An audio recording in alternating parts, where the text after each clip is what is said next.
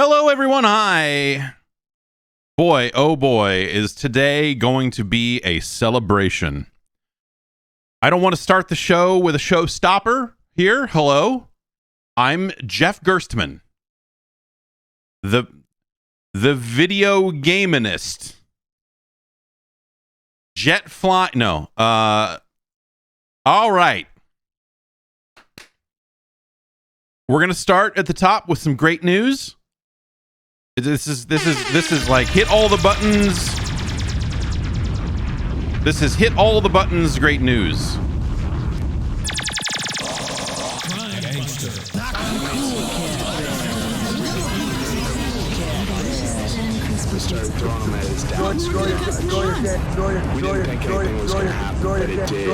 Enjoy your gaming.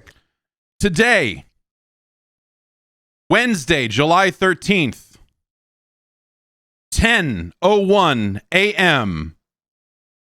We are opening the last can of Zoa. We are almost done. This is the final can of Zoa. I am going to drink this one, and then there won't be any more, and I won't have to drink any fucking Zoa anymore. And we can move on with our lives. Damn, son, where'd you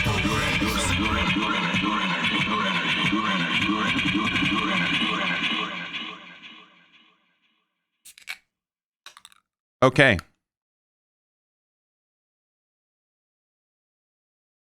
Oh, these are pretty good. No, the last one does not taste any better than the first one. If anything, I have just gotten used to it.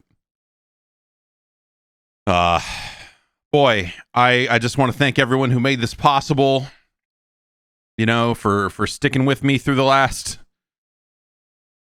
12-ish days, to last couple of weeks here to get rid of the final can of Zoa. I should, I guess in the interests of full disclosure, I do want to say one of these cans of Zoa exploded in my freezer because I forgot it was in there. And it turned into a slush and blew up. And I had to clean it out of my freezer. I will probably never fully clean it out of my freezer. I have dug as much of the slush out as I could. And I fear that the Zoa will be with us always as a result.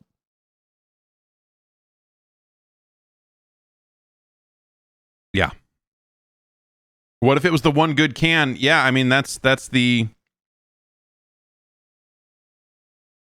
You know, we'll never know. We will never know. We're here to look at the Steam Deck. It looks like it's all working properly. Let me just double check and make sure. Is this thing powered? Okay, this... I need to see here. Okay, we're going to... hang on. Oh, geez. Did I just... Okay. Is this battery... Did I just lock up the Steam Deck? That's question number one, because that would be unfortunate.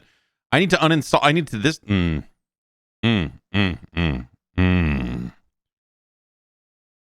Okie doke. This is not great. Do we have any kind of mouse control? We do. Okay. Can I? No, but it's not. It doesn't. Okay. Well, that was the Steam Deck stream. Thanks everybody for watching. Hey, we're on Patreon. I should say that for people that might need to know that. You head over to patreon.com/Jeff Gerstmann. I believe enjoyyourgaming.com still points over there as well. And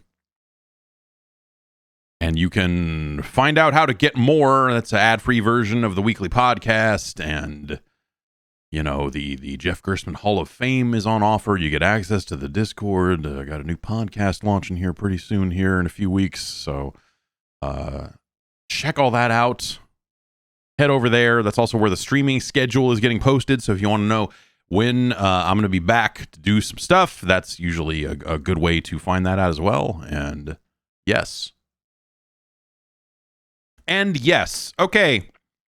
we're here to look at the Steam Deck, and I seem to have locked up the Steam Deck. I don't know if you remember this. I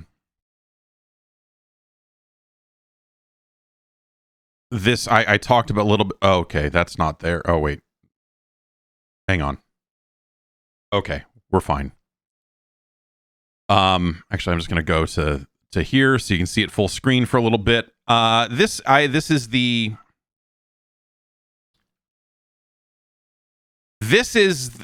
quick settings menu, and every time I pull it out, it tends to lock up, and I can get the mouse to move around, but it is just straight up stuck. And I think that's because of installing the Emu Deck script that installs all the emulators and all that other stuff. It installs a plugin called Power Tools that'll let you overclock some stuff. I've never used it once because it always does this, and I can never actually get to it. And I am not 100% sure how to uninstall it. So this is janky. This is completely jammed up. I can't do anything here, and so unfortunately, I think that means the start of the stream is going to be me repeating how to capture the Steam Deck. Oh man. Okay, so I'm going to unplug the. We'll go back to the. Hello. We'll go back here, and I'm going to unplug the Steam Deck from all of that stuff, and I am just going to have to straight up power it all the way off. You can opt to not install that plugin stuff. I did because it seemed like, oh, well, that'll be nice to mess with. And it has not been nice to mess with. And so we are going to hard reboot it and get it back up and running here. So I bought this USB-C to HDMI. It's like a USB-C dock that you would use with a laptop, with a MacBook Air or something to that effect. And it was recommended for like, hey, this works pretty well with the Steam Deck and it's not super expensive. I'm like, great, those are things I'm looking for. Because I'll probably eventually get the real.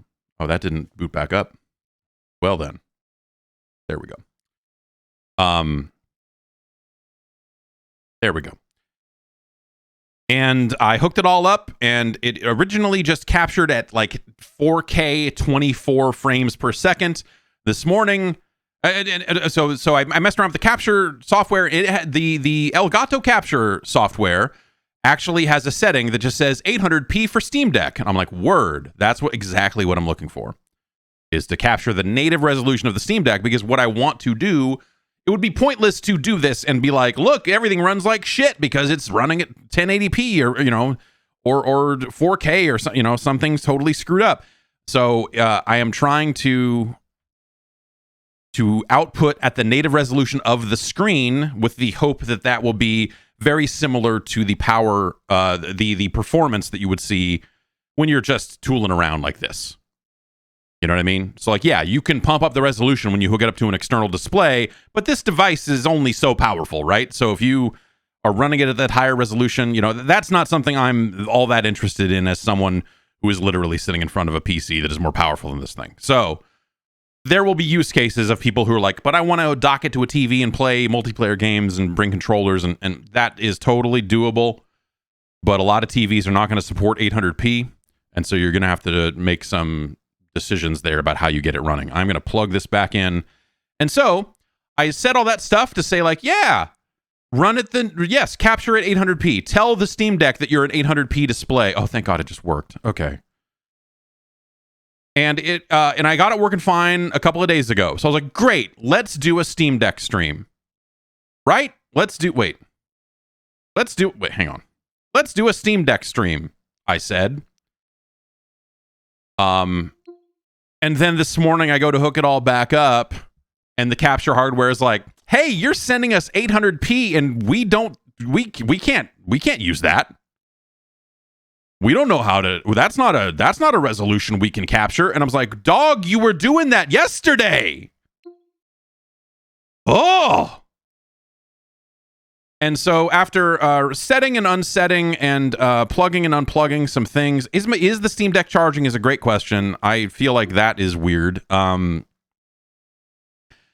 anyway, I had to unplug the cable and then basically jiggle the handle on the capture software and be like, no, I want to capture 1080p. And then plug it in and was like, okay, here you go. It's 1080p and 24 frames a second. I'm like, no, okay. Then set it back to 800p with it plugged in and do the, and blah, blah, blah. And so basically some unrepeatable process of plugging the cables in and unplugging the cables and,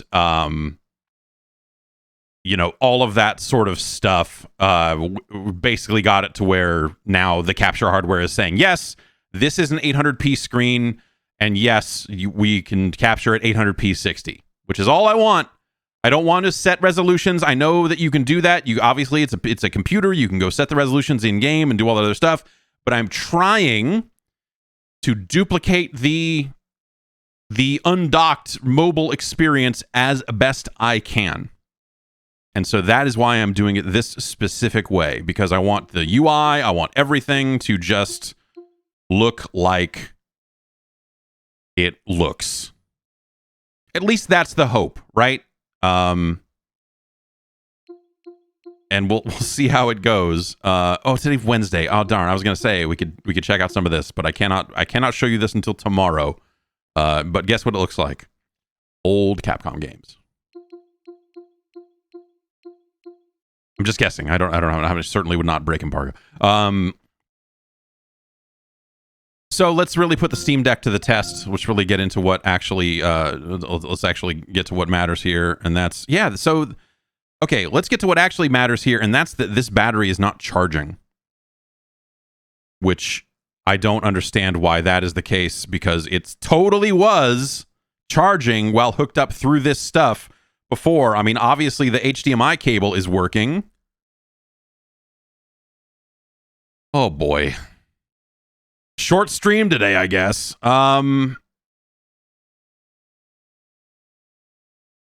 Let's get to what matters, and that's playing Neo Geo Pocket Color games. I need to so you're gonna get doubled up here for a sec, but oh, I can't do that. Wait, I can. Okay, you're hearing double audio for a second here because it's running at 800p. I cannot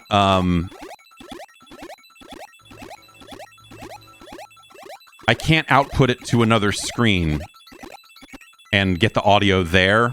So I have to get the audio from the capture hardware. All right, this is okay. I need to go in here, go into routing and say, I don't want system audio to output to the stream. Okay, you should now only be getting single audio again. He's itchy. We'll turn on the lights for him.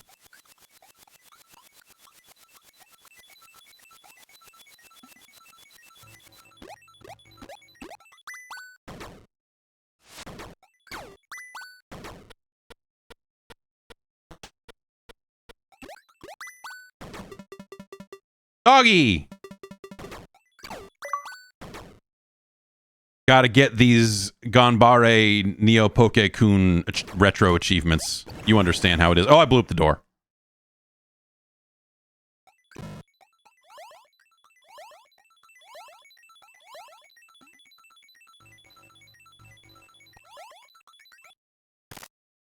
Let's burn his house down.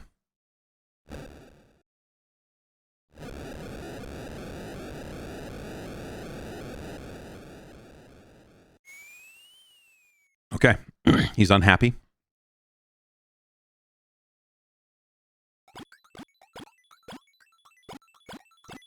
Let's see how much progress. So if you're unfamiliar with this game, he's supposed to be building really crummy, or at least as far as I can tell, they're really crummy little video games for us to play. And I have unlocked the first one here, which is I get 1 point for every time I hit the ball. It's not good. So yeah, those achievements are not built into the game. There's, if you go to, I believe it's, was it Retro Achievements? It's .org, I want to say. But if you look up retro achievements, you can go create an account, and that account will connect to RetroArch and various other emulators, and people have built achievements, much like, like they're retrofitting achievements into games that didn't have them originally. So there's only so many addresses and different things you can really look at. But I would say it's on par with something like when they go, hey, we added trophies to Siphon Filter for the PS1. It's not too unlike that. So I'm gonna say I'm increasingly concerned about the battery situation here. I don't understand why it's not charging, because again, that we're just gonna lose here.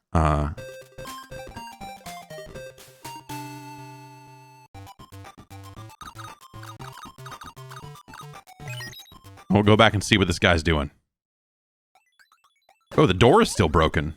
Normally you can, like, when you go into this menu and come back out, it will fix the door.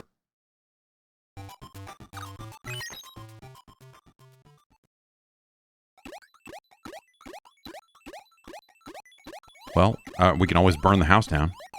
Okay. So if I swirl the stick, it'll eventually make things fall on his head, or sometimes it will burn the house down, or he's in a bad mood. Oh, here we go. We'll flood him.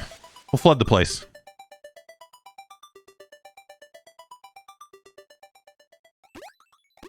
Saying, okay.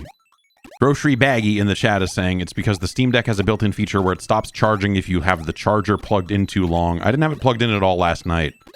I wore it down to about 60% and then set it aside and then plugged it back in this morning. So I couldn't tell you what's happening. But we'll save our game here. Never sure if it's... Okay, I guess both buttons probably do it. And we'll close out of that. 61%. This battery... the battery is probably my main...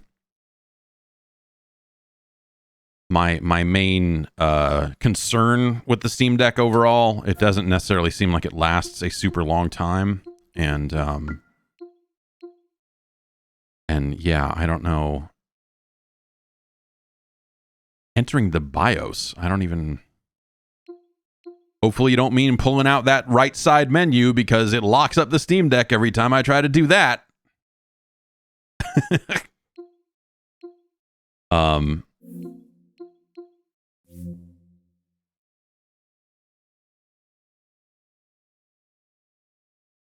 That's, yeah, huh. Okay, well, am I going to have to unplug and plug?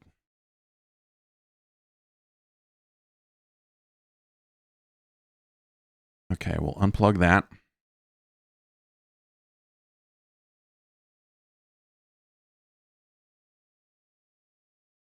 Is it possible? Maybe that... Okay, so I moved it to a different outlet. It is always possible that maybe that outlet is bad. I'm going to crawl under my desk here for a moment and try to figure out what the hell is going on, because I'm guessing that that's the issue. Hold on a sec. Enjoy your gaming.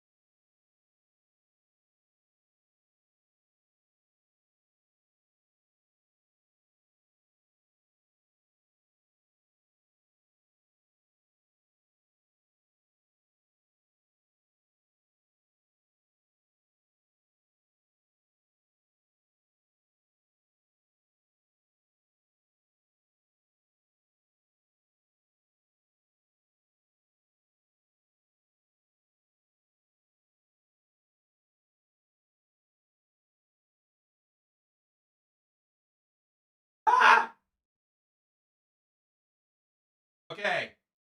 I had to move a lot of cables around. So I had to unplug my monitors and plug them back in, and now everything on my desktops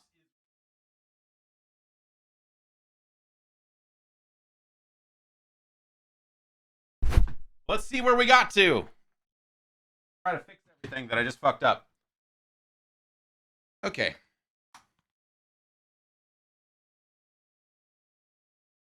Okay. I need to, this is all of the text sizes. Oh man. So having one monitor that's a 4K monitor, but it's not your main monitor, is really not how they want you to use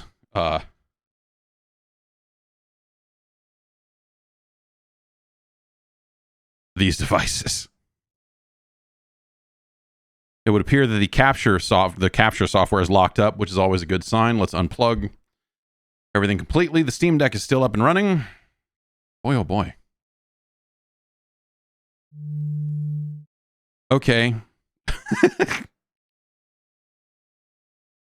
And my OBS interface is completely hosed after that monitor and resolution swap and all that other stuff. So the stream buffered for a second while I was down there. That's probably because the monitors were completely flipping out, because I had to unplug 2 of the monitors to make room in the power strip for the Steam Deck plug. I had it plugged in directly to the wall. And then when I went to pull it out of the wall almost came with it. The outlet seems a little loose, which is not a good thing. Okay.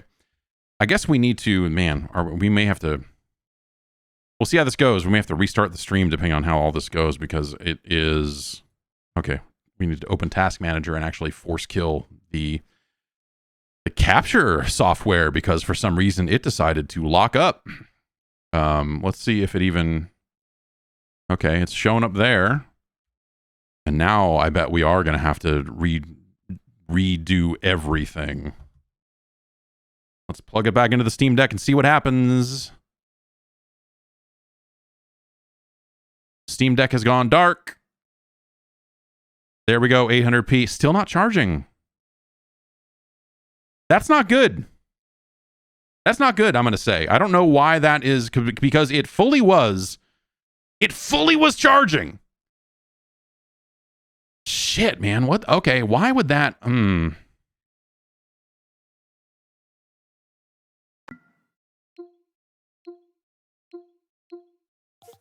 That's so weird.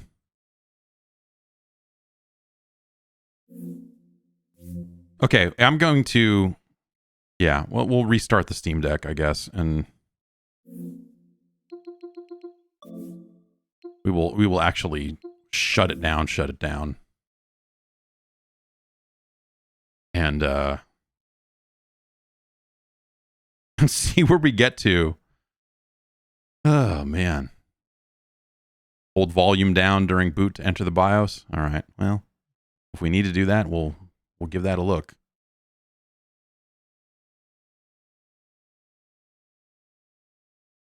Okay, we're going to fire it back up. And see what happens.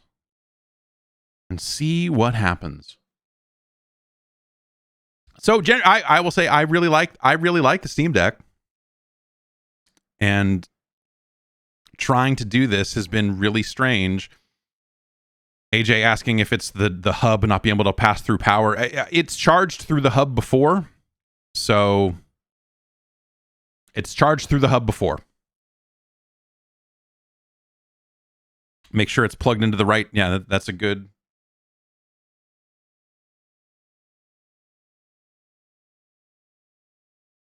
We'll double check that. That might actually be the case. I may have actually just plugged it into the wrong side.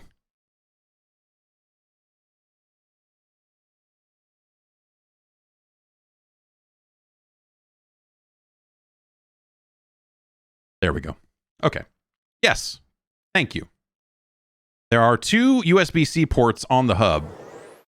One is the input for power, and one is the output for other stuff. So, yay. Alrighty. We're capturing at 800p. The Steam Deck is charging. Problem solved. Now we can enjoy our gaming here. Yeah, so the other thing I need to do, obviously, is uninstall that that plugin that came with the Emu Deck scripts. I'm not exactly sure how to do that, though. So I rerunning the script that installs all of those emulators, I don't think will do it.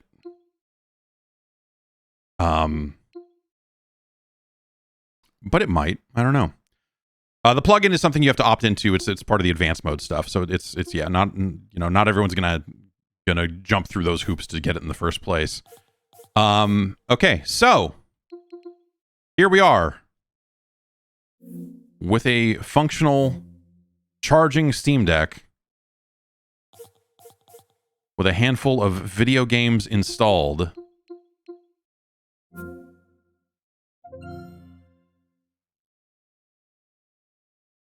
Including hot games like Klonoa Fantasy Reverie Series!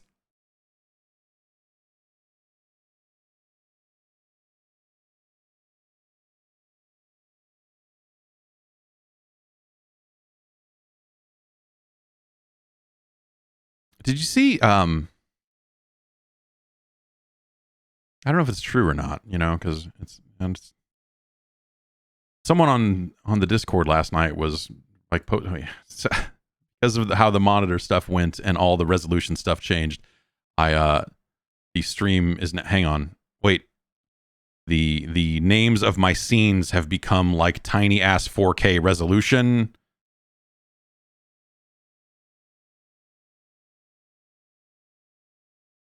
And so I can't fucking read them anymore.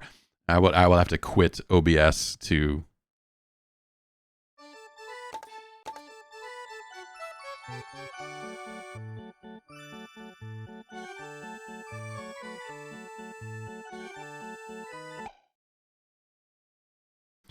The other thing I'll say is because we're outputting at 800p, like I said, I don't have an external display that can do pass through at that resolution. And so I have to play in the capture software, which has a little bit of latency in it. So there's always a compromise somewhere.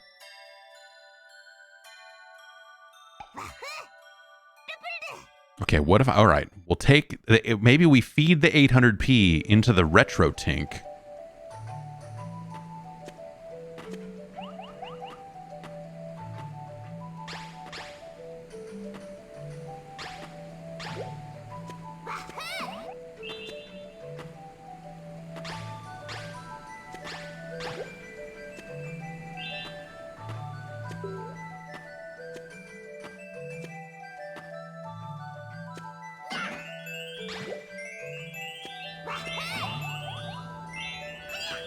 Oh.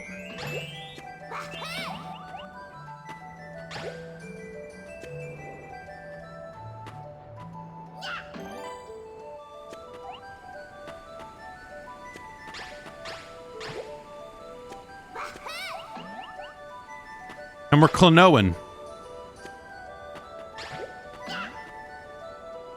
I do want to start something. I had to finish it.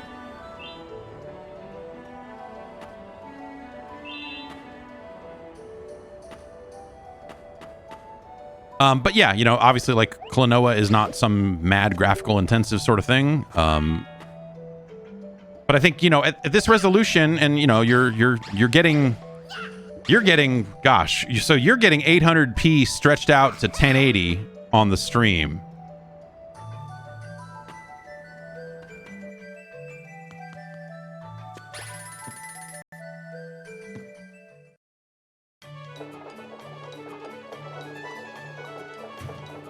And so I feel like that should be a pretty good representation of what it looks like on the screen, like resolution wise. You can kind of see. I think we're probably seeing it slightly worse here because again, you're probably on a much higher resolution screen and all that sort of stuff. So maybe some of the resolution quirks is coming out and it might be slightly more noticeable than it is on the actual screen. I think I have not run into a situation with the resolution, with the Steam Deck screen, where I've been like, oh, this is so low res. I think the 800p res on that screen looks fine.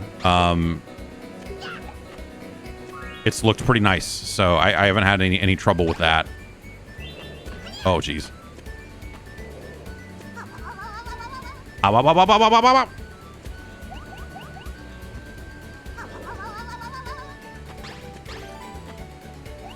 Oops, oops. Dang it.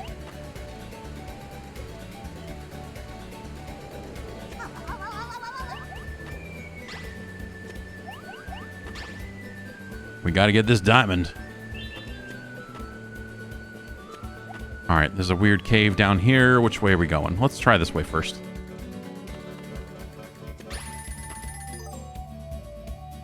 Throw enemies at the giant moose. You can also... Wait, inflate enemies.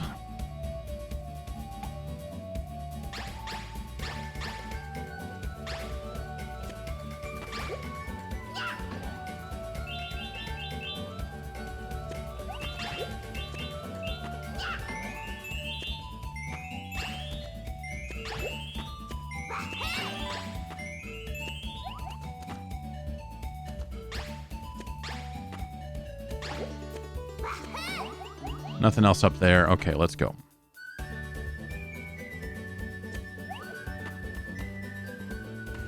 We must take the giant moose and inflate them to be even bigger.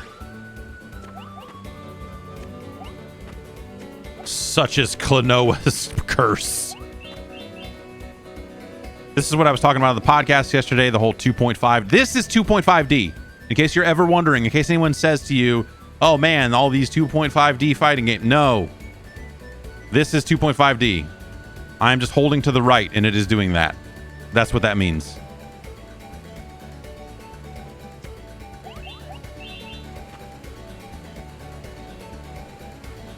So I can go back over... These levels have...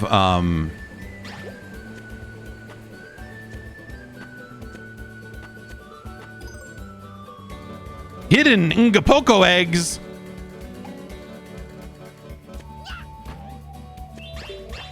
Oh, I gotta make it appear first and then kill it.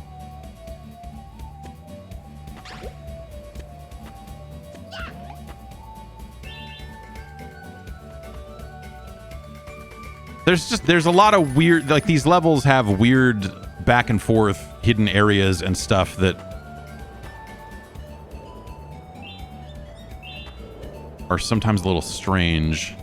And the perspective, the shifting perspective definitely leads to a lot of situations where you're like, wait, can I get over there? Is there a way for me to... Wait, what am I doing?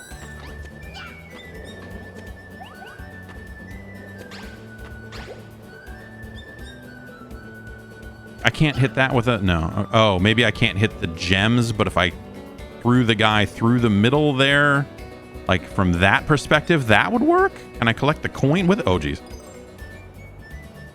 You find a mysterious seal, you'll knock down pillars and be able to continue on your adventure. Okay. Those guys just bailed. Oh, what the... That guy's just got weird bulging testicles or something. All right. Oh, geez. Nope. I didn't mean to kill that guy. Okay. Well, I need to get through that wall, but I also want to see if I can get this... Okay, that guy respawns.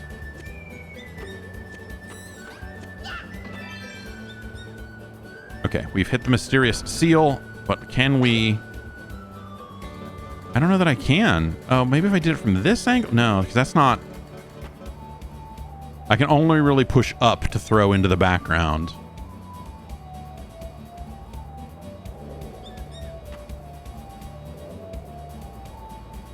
Am I even on the right track here? Anyway.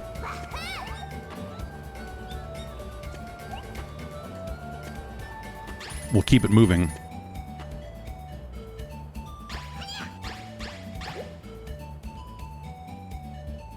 Look, I just like Klonoa. Any excuse I can get to play a little bit of Klonoa, I'll take a little bit of it. We're not going to play too much of it here. We'll move on in a sec. But let's at least get through this level if I can. Oh, that was That was not the right move. This would be the right move. Yeah.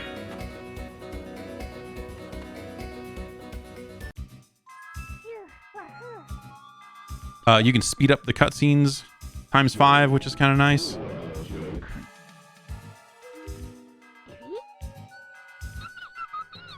All of the dialogue is muffled like it came out of a dang... like a broken PlayStation 1, not even a...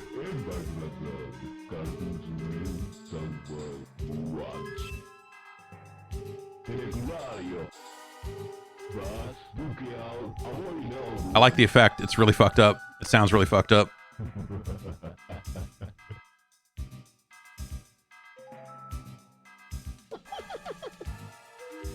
I haven't gone back to the... They put this out on the Wii, right? I have not gone back to that version to see if this is very close to that. Or not. I would not be shocked if this was largely based on that Wii version.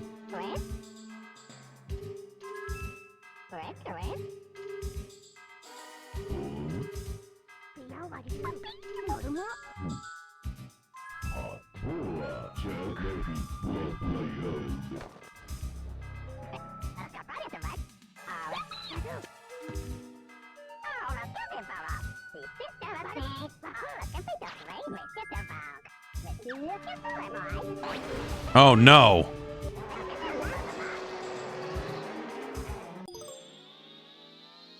Run around to the back and throw an enemy at Rongo Lango's rear.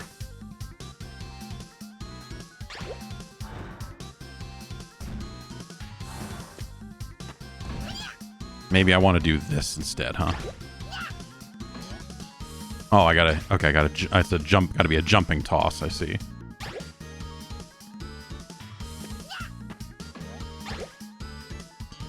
What do you got, dog? You gonna jump again, or are we just gonna hang out? Alright. That's right. All up in that ass. That Rongo Lango ass. Oh, man. You killed my dude. Jump, sucker. That's right.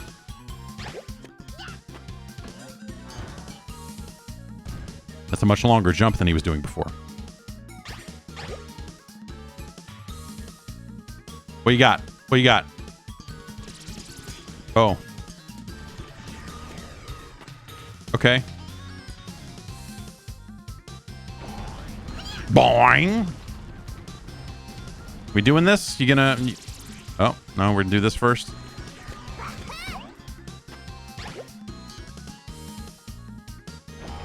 Okay, I guess maybe I just gotta... Oh.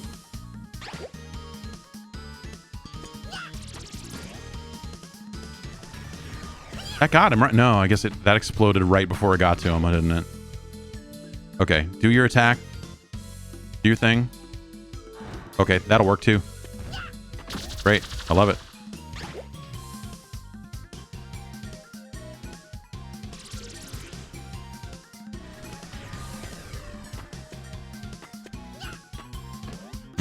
Yeah, that's just like just out of range, huh?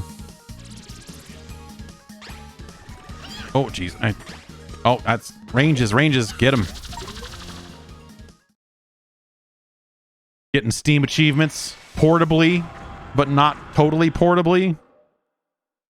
I do wish if I was, you know, since I'm running at 800, since I'm running at the native resolution, I do kind of wish that I could, you know, duplicate and still see the screen on the Steam Deck itself, but it blacks out as soon as you plug the cable in. I think if you go into desktop mode, you can do the whole extended display stuff and all that, but... Right, yes, there's a pixel filter in the options that is grimy. What do I mean, not totally portably? I mean, I'm hooked up to a bunch of capture hardware. I mean, I can't move too far from this desk because I'm capturing it.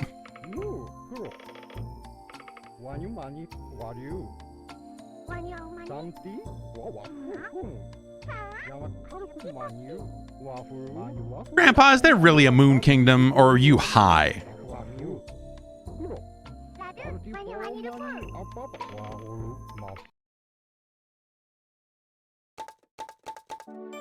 I could split it before going into the Elgato. But yeah, again, then I'm splitting out an 800p signal that I can't run on any of these external displays because none of them support 800p because that's not a real resolution. Like if I, because this is passing through the capture card and out the other end, so like I do have it hooked up to a couple of different things, and in both cases it's just like, that's out of range, dog. Nope. That's not a real thing. We thought we agreed that 480p was not a real resolution back in the day, and now you're trying to feed us 800p. Get out of here. Oh right, the pixel. You know, we will look at this pixel filter really quickly because it is weird.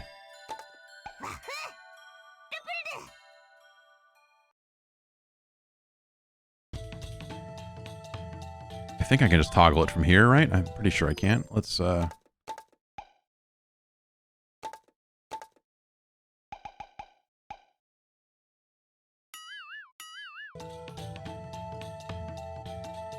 know what? This does not look nearly as bad as it did in one of the cutscenes when I looked at it earlier, but it is.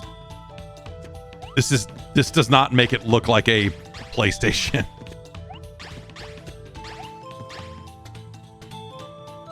Will a Matrox EDID manager let you do that resolution stuff? Yeah, so I mean, all I'm doing to get 800p into this capture hardware in the first place is setting the EDID on the capture card to 800p. And it has a setting in there specifically for Steam Deck that I'm able to use.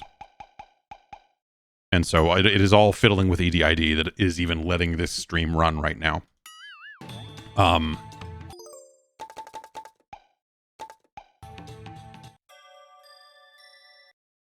But what I'm thinking I could probably potentially what you could maybe do is, could I take the could I take this 800p, split it before it goes into the capture card, and then take the other split and run that into like the retro tink or something, and then use that to change it to 1080p and then run that on a TV so that I can play there and not play on the capture software itself. The latency is noticeable, but it's not, you know, it could be a lot worse. You know, everyone's still talking about Neon White. This is not, I'm going to say this is not, yeah, would the Retro Tink even take an 800p HDMI? Or would I have to bust it into something else first? I mean, sinners pluck. Anyway.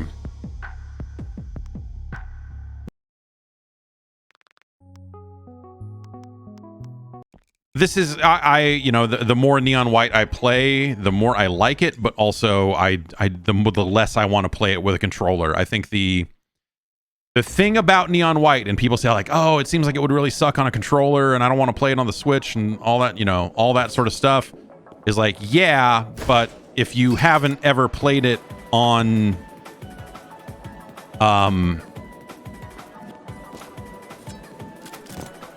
anything else, are you ever gonna know? Wait, okay, in a fast-paced game like this, the latency is a little bit more noticeable. In fact, I also don't remember what the gamepad controls are for this game.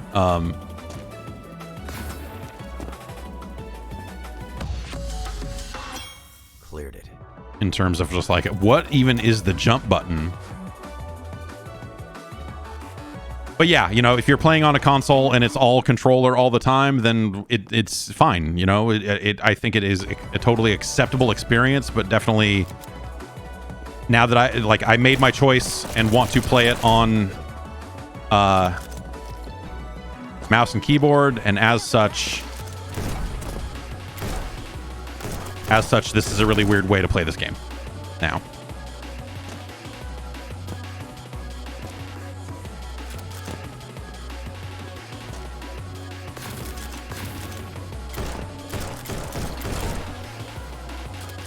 just like aiming and stuff, you know. What's next? Try setting up gyro. Look, you want to see me do 1,000 times worse for several hours, then yeah, we could turn on the gyro and all that sort of stuff. Yes, so if I trained with the gyro for 100 hours, then maybe I'd be like, yay, this gyro aiming that you kids are into is pretty good. But I do not want to use tilt controls.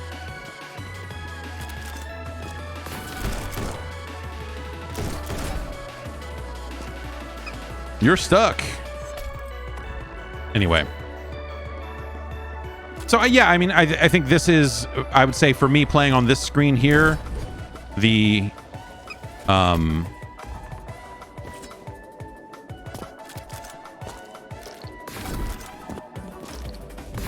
resolution stuff is a little more noticeable here.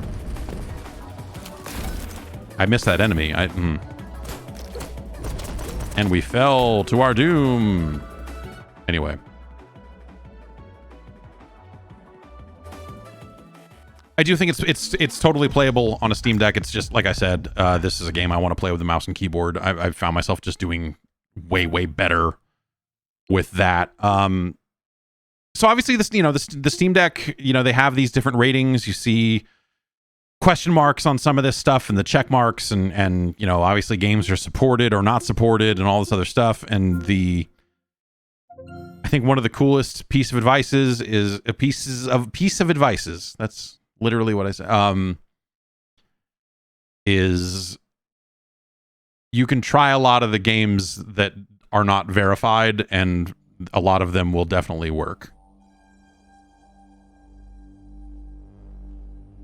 Like this game even specifically says like, hey, this is going to be a lot better with a mouse and keyboard. So like this is early access to the degree that they don't even necessarily feel comfortable about their gamepad support. But it does okay.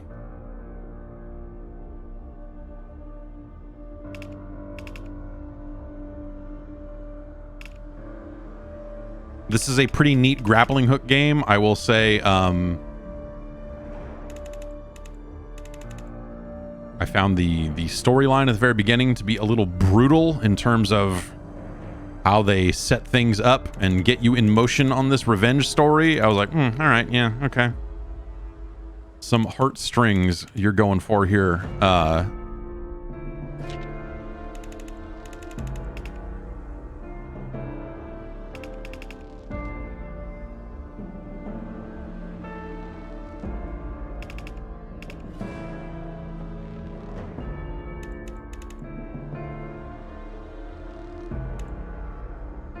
Okay. This is taking forever. There we go. Come on now.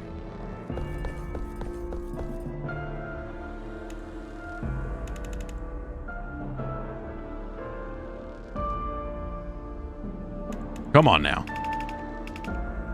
Come on now.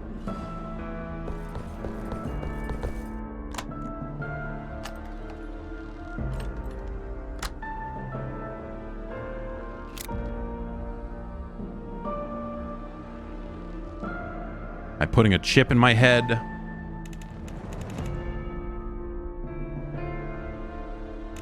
And it's not, it's just the... Okay, there we go. Now we're able to skip some of this stuff, but...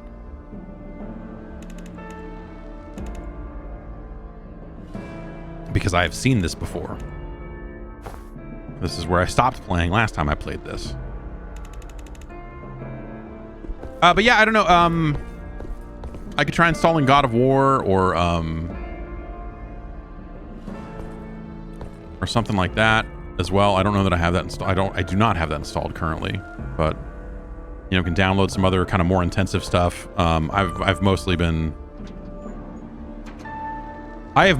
emulating stuff, honestly. That's been the most fun I've had with the Steam Deck so far, but like it runs all this stuff really well.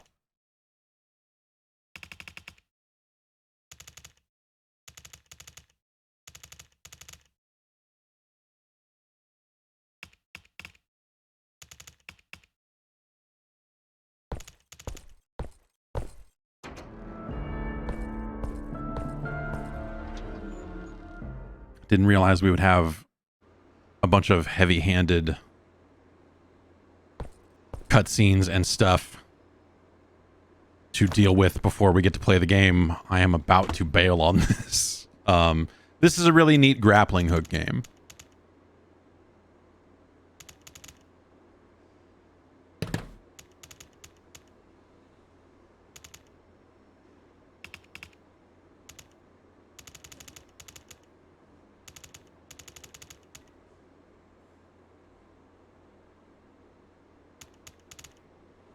Does Dreamcast stuff run fine? Yeah, we'll run some Dreamcast stuff. You know, RetroArch is what it is, and sometimes it is a little funky and doesn't you know, and will crash on you when it's trying to load a game or unload a game and stuff like that. So I did have a couple situations where it's like just a Dreamcast game or two was not running properly. Yeah, I know people installed Supermodel 3 on it to play some of those arcade games. That's not part of the suite of emulators that I installed, but all right, Snobby, I am just about out of patience for this. Yes, the chain arm training course. Bring me to the training course so that I can at least show people that it is a cool grappling hook game.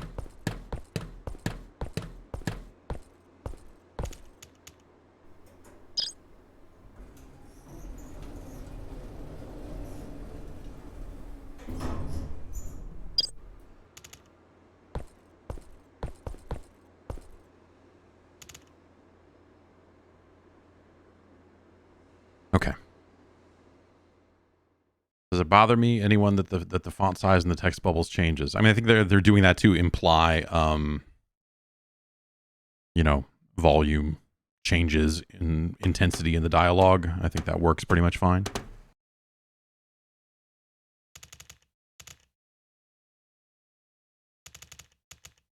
So yeah, the controls on this is a game where they were like, hey, it plays best with a mouse and keyboard. And but it does have gamepad controls and works okay.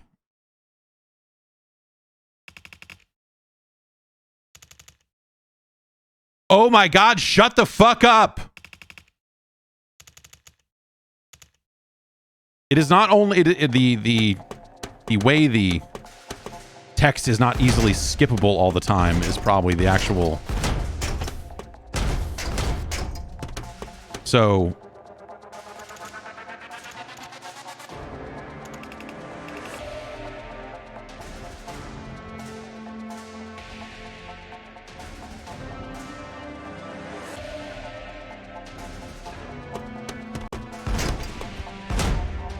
you know, it's a weird situation where it's like, oh, I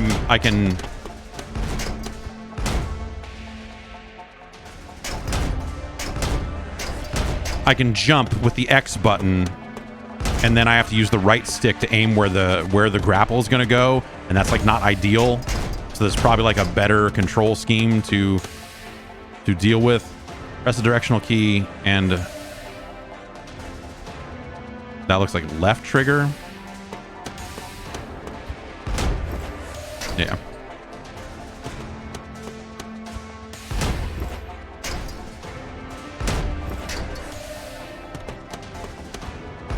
Oops.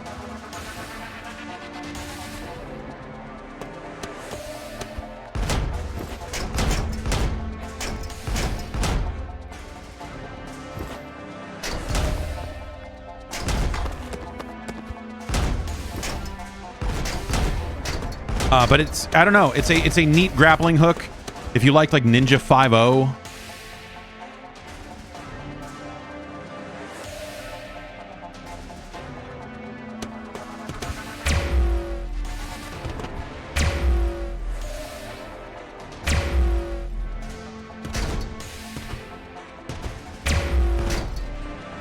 I'm gonna say this UI is not not the most readable through the haze of capture.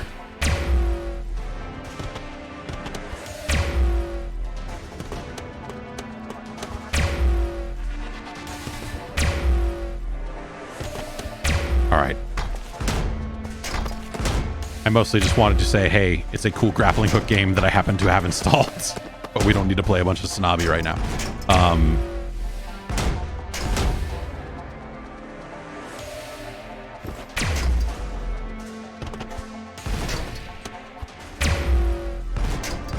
Oops. I've not had trouble. I think the main screen, the Steam Deck screen itself, I think has been pretty much fine. And then every time you quit it, it gives you this Google form about feedback. Feedback, maybe the cutscenes could be slightly faster. I mean, it's, you know, it's cool that it's got a story, all that sort of stuff. Someone was saying Vampire. You know what? Let's. I guess I don't have it set to download while we're playing a game. So I'll load up Vampire Survivors real quick. You don't need to. I've seen a lot of people saying like, oh man, I bought my Steam Deck and now I'm just playing Vampire Survivors over and over again. And well, whatever. I'm fucking playing Dreamcast games, so the fuck do I know?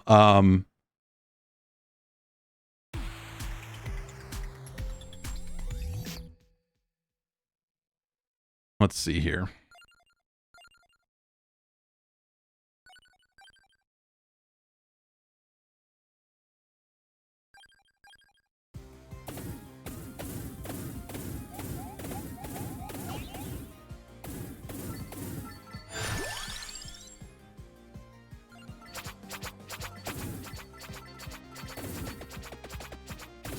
You can absolutely play Vampire Survivors perfectly well on it. I had the best run of Vampire Survivors I've ever had on the Steam Deck.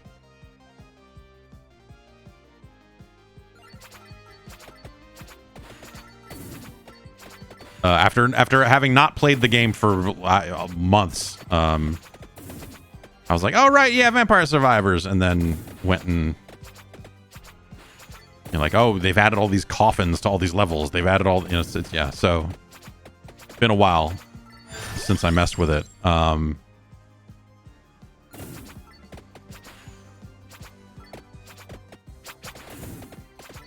think axe is maybe the dumbest weapon in this game, from what I've seen, but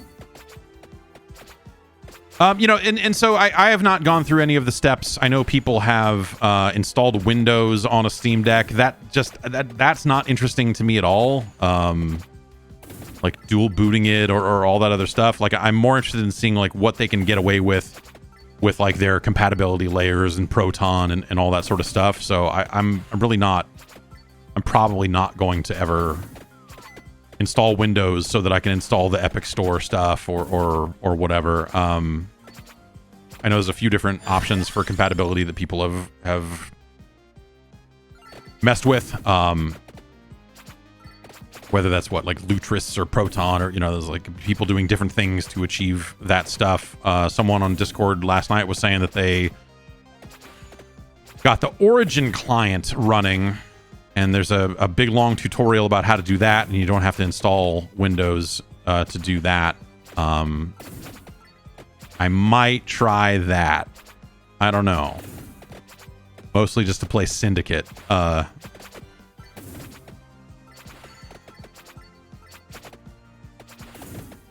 Anyway, you know what you know what Vampire Survivors look like. Hey, guess what? Vampire Survivors runs really well on a Steam Deck. I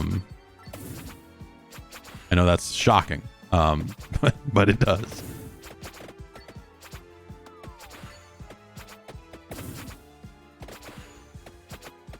Anyway, I'm not even going to play well. We'll move on.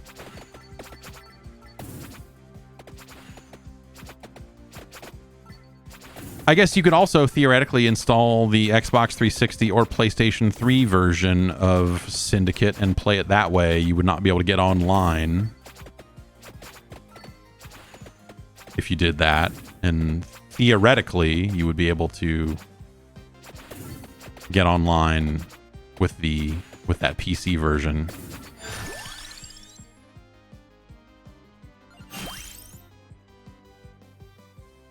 I don't. I mean, that takes up a slot because I'm not full, right? Anyway, whatever. Vampire Survivors, hell of a video game. But let's go. Maybe we'll go download some stuff.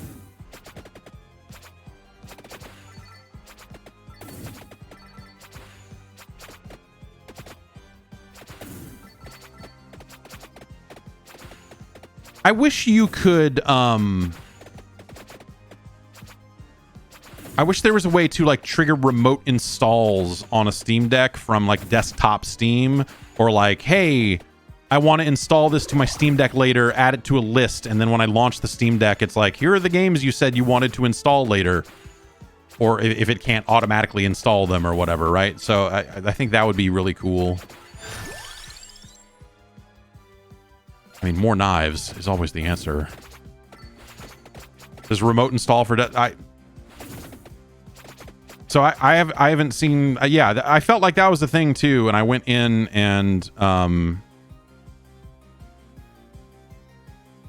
started looking at desktop Steam to figure out like what is the option here for that. So if I go in my library on desktop Steam, which let's find a game that's not installed currently. So this will show. So what I can do is I can stream from my Steam Deck to the desktop and vice versa. So if you want to do that Steam Link streaming stuff, like all that stuff works. And that's another way if you want to try to play games that don't necessarily run natively on a Steam Deck, you can do that. But if I go to something like so like if I go to the Phantom Pain and I hit install, it just shows local install. And then the options on the tab are this computer or mobile devices. When I click mobile device, it's like an ad for the Steam Link app. It's not in the client. So where this is something that works over the web browser. Let's try it. Let's go look. That would be weird for it to be in one of those places, but not the other. But sometimes Steam is weird. We can all agree. All right, let me log into Steam. No matter how many times I check Remember Me on this computer, the web site for Steam never remembers my login.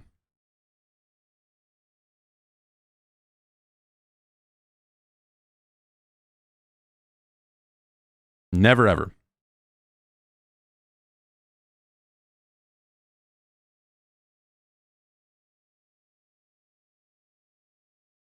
Okay, let's see here. Let's go to God of War. Already in my library. Play now is an option. No, and that just tries to open Steam. So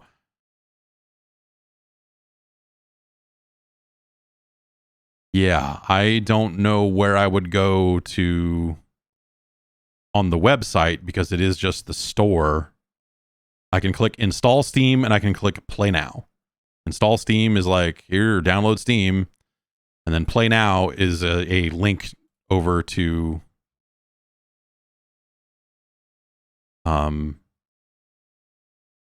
the desktop client to try to launch that installer. So I try it from desktop mode Steam client. Yeah, no, that's what I just did. The options are install locally, or there's a pop-up that tells you all about Steam Link and how it works. And it's like, play anywhere today. So I don't know. I don't know that you can do this. I don't know that we can do what we are trying to do.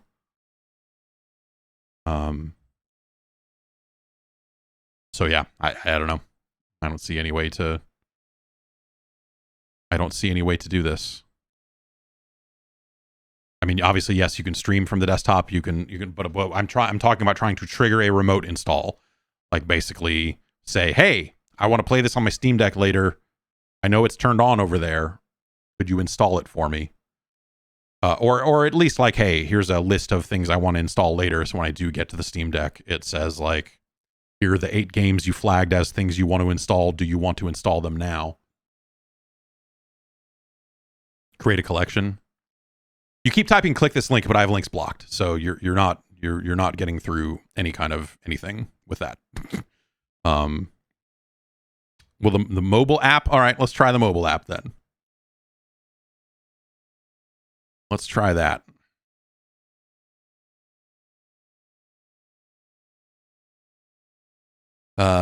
Library.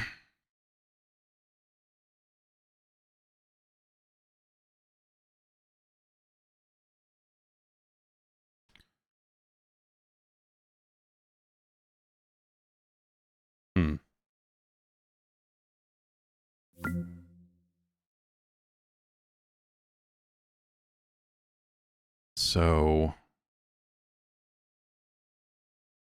okay, filter games, God of, there's God of War. Okay, there's an install button here. So because I'm logged in on the desktop, it says current Steam login and shows my desktop install. So because I have multiple, if I closed desktop Steam, maybe then it would know that the Steam Deck was there. But instead, I have started installing it on my desktop. It just says current Steam login and shows the name of this PC. So maybe if I go here and quit Steam on my PC and then hit the library tab again, there, okay, Steam Deck. This is this has a lot. This is when people talk about like they should sell this in stores. This is the sort of stuff that I go like, no, not yet, because this is very capable, and that's not me, shit talking the Steam Deck. I think the Steam Deck is awesome, but it has a ways to go on the software side of stuff. God of War not available for this computer, it says. So, great. Well, we know Phantom Pain is verified, right? Not available for this computer. So apparently with the Steam Deck, you cannot do remote installs for anything. Because it just says this is, it says Steam Deck Linux. And so I wonder if that's something where, because it just sees it as a Linux machine and doesn't think about the Proton stuff, it's like, no, there's no Linux version of this. You can't do it. I wonder if that's probably just an oversight or rather something they will eventually get to. But it seems like currently, that seems like it does not work. So, anyway, it seems like there's at least a framework in place for them to do that eventually, right? So, that's all the stuff you look at and go like, well, I assume they'll get there with this stuff. But they are maybe not quite there yet. All right, we're going to stop God of War from... Okay, it automatically stopped. That's interesting. Wait. No, it did not. Oh, yeah, no. Okay. No, we don't need to install. No. Manage, uninstall. We're good. We don't need God of War installed on the PC.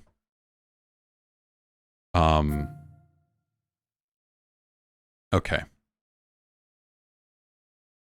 But we could go, okay, and this is where it's a little funky because obviously I don't have the screen on the Steam Deck is not turned on, so normally this would be something I would use the touch screen for, but because we are on a different thing here. Oh, I totally hit the button there while we were over the O.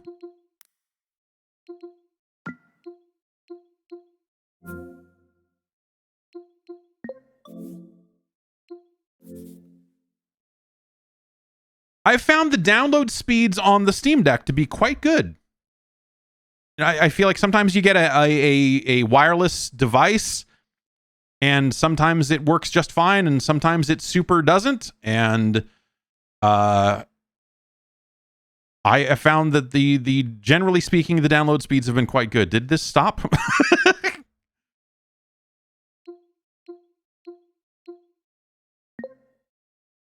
Okay, no, it's going. Okay. I thought it would show a speed. Okay, but I think I can do... Yeah. Okay, it is still reserving space.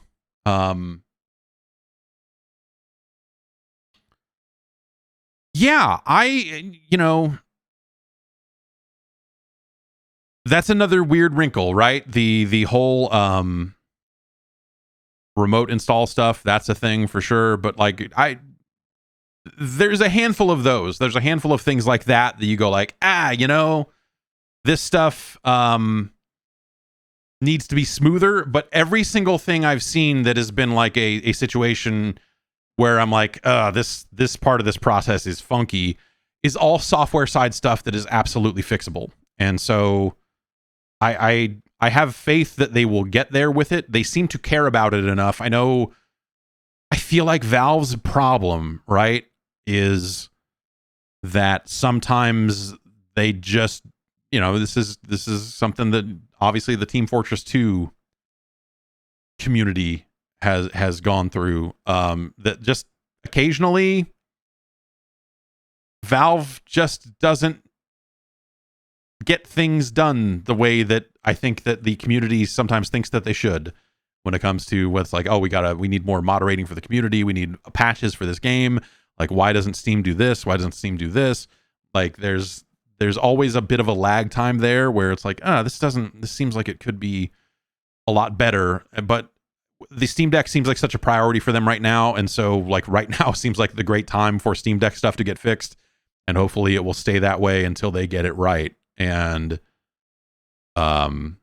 yeah. Wow, you missed your Steam Deck pre-order in your spam, huh? Yeah, people are saying if you write to support, maybe they will still hook you up. This seems like it's going to take a long time to install, so maybe we'll move on and do something else, because this is going to take forever to just literally reserve the space.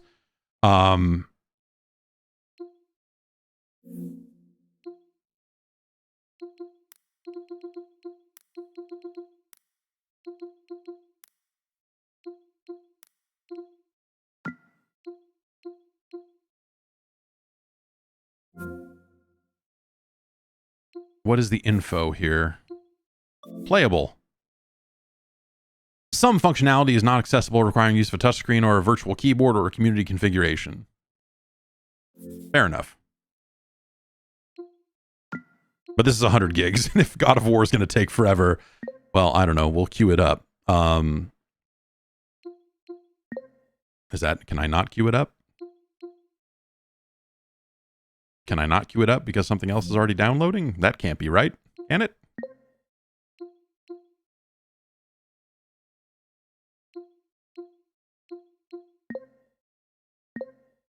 What does this noise mean? We'll never know.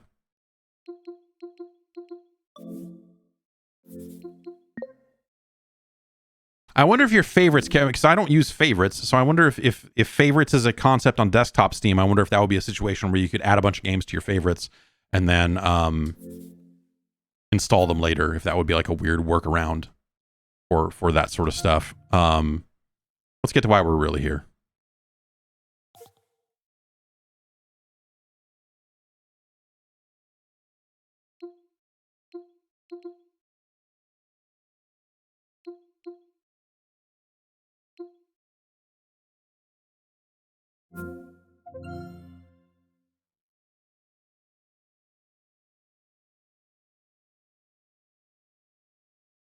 Okay.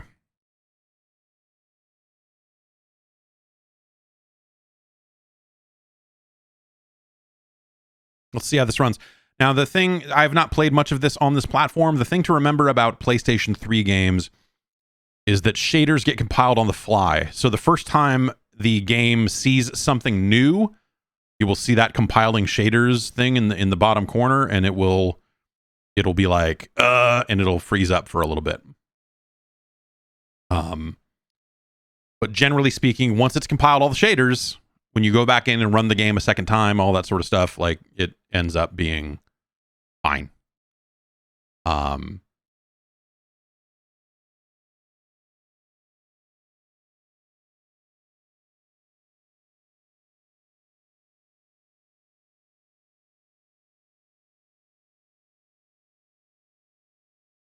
Let's see here. This is going to take some time to compile these shaders.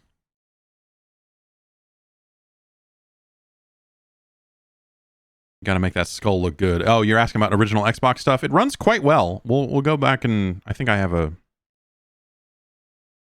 couple of games on here. I forget what I installed. You know, so you can turn on SSH and SFTP on the Steam Deck with a quick little install on the from a like a bash prompt or like a bash anyway from your terminal. And that's been great for copying things over to the Steam Deck and vice versa and all that sort of stuff. That's been pretty awesome. Yeah, Kirby, you're bummed at how expensive Blood on the Sand is for 360. It's because they made it backwards compatible, but they still can't sell new copies of it. So it's a situation where, yeah, it works, but you have to have the disc or have purchased a digital copy already for it to go. Man, this is taking some time. Everything fucking up today. This is a step in the process that does take time for sure, but normally is not this long. It may be because I updated the emulator. I don't know if that tosses some of the pre-compiled stuff or not. It shouldn't be. Well, I guess I don't know because this is a non-Steam game, but you know the default is to not. The default is to not install things while you are running a game. You can just like desktop Steam, you can you can turn that on if you want, but it defaults to off, and I left it off here. So unless it being a non-Steam game means it does not work the same way, it should not actually be doing anything with God of War in the background right now.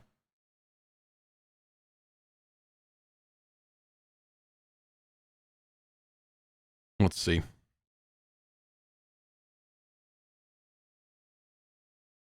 Yeah, so that's paused. That's not currently downloading.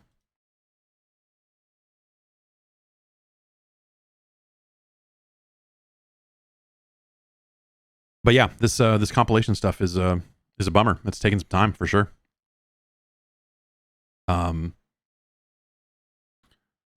I ran this for a couple of minutes the day I got everything installed and haven't gone back to it since. So like I said, a lot of this compilation stuff is first time only type of stuff, and that'll even happen in game. So this game will run like shit when we get it going.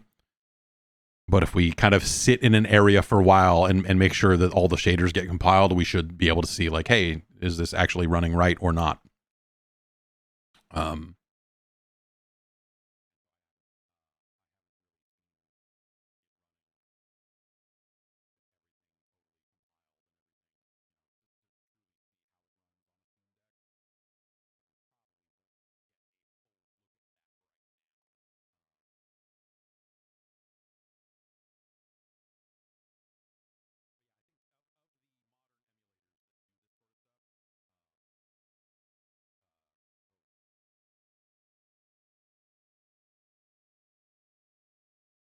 Of the modern emulators that do this sort of stuff, how did that happen and why and when? The volume slider got moved all the way down, and I don't know how.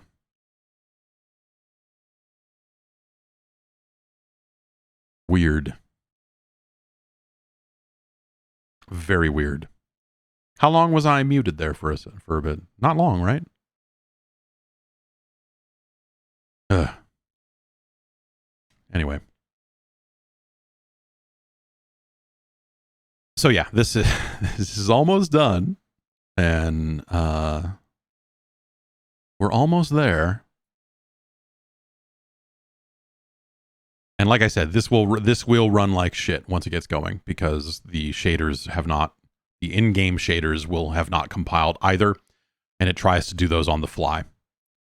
Every time when it sees something for the first time that it needs to pre-compile, it kind of hitches up and goes like, all right, we're working on it. And of the kind of modern console emulators, meaning like this and Yuzu and Xenia. I feel like this one is maybe the slowest on the front end when it comes to these compiles. But once you get that stuff out of the way and done, it runs pretty well.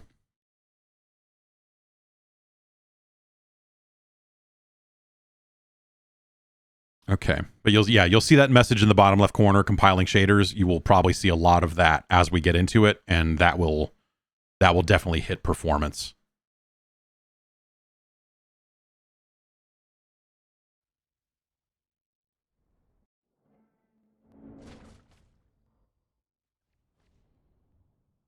Okay.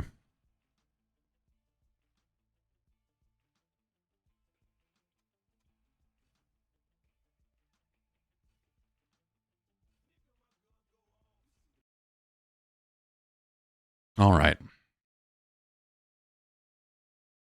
Can I review every version of 50 Cent? I don't care about the Bulletproof, the other 50 Cent game. I have no interest in it. So like I said, this is going to run like absolute garbage because it is compiling those shaders. And so if we sit here long enough and wait for it to kind of like look around, like literally like look at this wall, is there a shader hiding over here? What do we need to do to get everything to compile?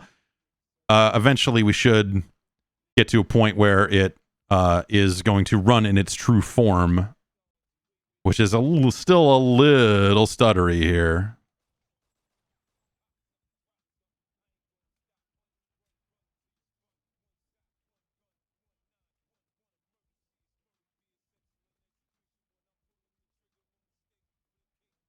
Yeah, no game sound.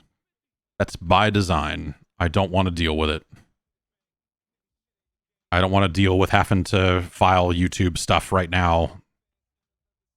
If we were just playing this game, it'd be fine. But in the middle of a long stream, I just don't want to fucking deal with it. Let's see. Can I actually? Maybe I can just turn down the music. Yeah.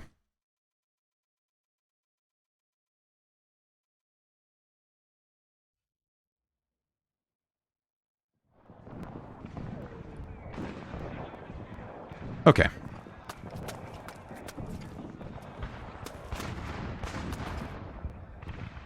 So you see those moments there where it does stop to kind of compile a shader kind of in the middle of the action. And like I said, so it's like this weird situation where because I don't know that there's a way for you to completely pre-compile every shader for a game because it needs to kind of see stuff. And so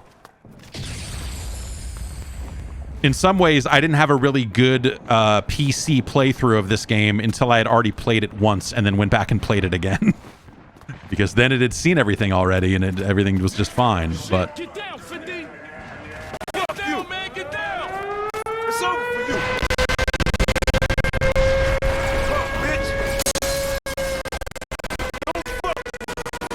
so, every single effect like that is going to hit performance for a little bit. It's got to like think about like, well, what just happened? Something exploded, huh? You're coming in from behind the door. Get ready.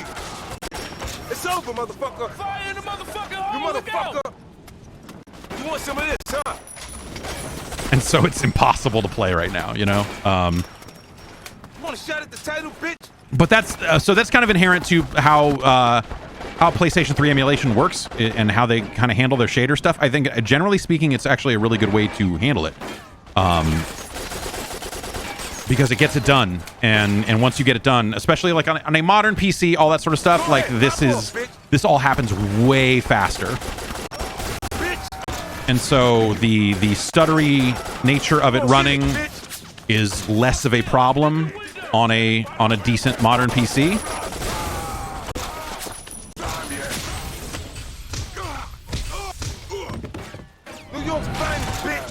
Don't fuck with me. And so it's interesting to see it here as like, okay, yeah, this is funky. This is kind of a pain in the ass. Come on, get some. But kind of once you get it all done, once everything gets compiled and stuff, like it does run okay. Like this is, so I don't know if this is, this is not a great frame rate here. But we'll see. Yeah, it is still doing some compiling here and there. Fuck you. Okay. Go ahead, pop off, bitch. You motherfucker! Come on, climb over! It's over, But yeah, yes, once you get everything compiled, you can enjoy your gaming, except for the part where then you load into another level and it's like all new shaders and has to compile over and over again. So it is sort it's of. Over for you. Come on, bitch! Motherfucker! Die! Where the fuck did that bitch go? You going down, son?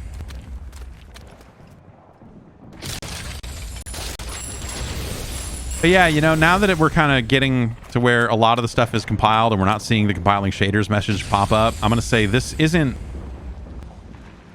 runs acceptably, I would say, right? But it's like when you see me turn the camera, I mean, you're seeing it's a little stuttery, a little overly blurry.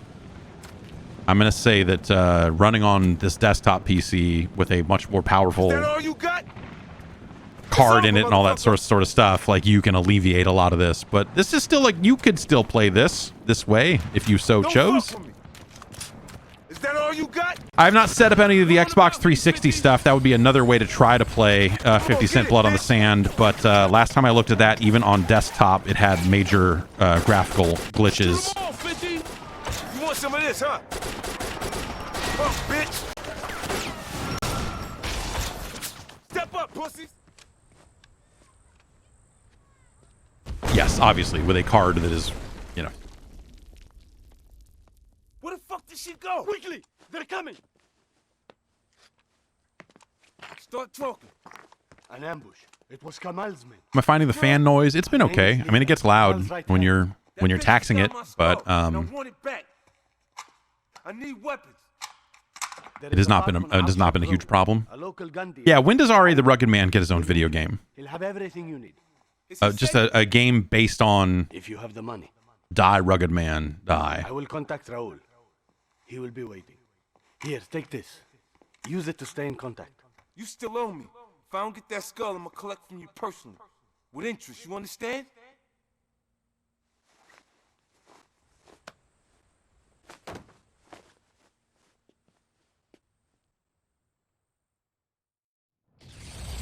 Testing, Mr. 50, can you hear me? More than I like. Which way now? You need to cross to the other side of the street. Try the rooftops. Yeah, There's this is, a you know. bridge over the road. Yo, sounds like we need to get high up, 50. We need some height, man. Check out the scaffold. We need to get high up, 50. Fucking die! You want a shot at the title, bitch? You motherfucker!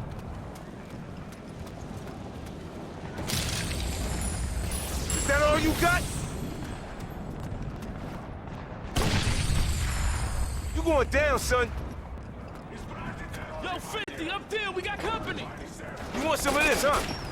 We'll go into gangsta fire mode. I thought maybe that tank would explode. I think I make that mistake every time I play this game. Where I go like, oh, well, surely if I shoot this tank, it'll blow up and they'll all be dead. No. Want a shot at the title, bitch? You motherfucker! Stay in the arches. Take them down. Come on, get it, bitch!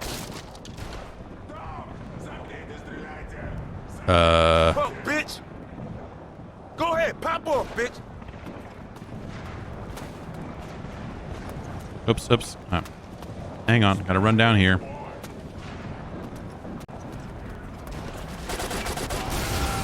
Bitch! Step up, pussies! I think we can get up here. Go ahead, pop off, bitch!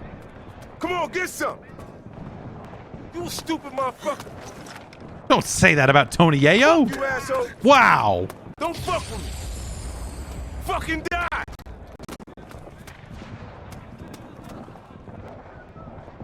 Get a good look at Yayo here. Looking good. The Steam Deck makes it possible. You want a shot at the title, bitch? Step up, pussies! You going down, son? Just gonna keep clicking in this left stick It's over, to make 50 motherfucker. Cent curse. Is that all you got? Bitch! Come on, get it, bitch.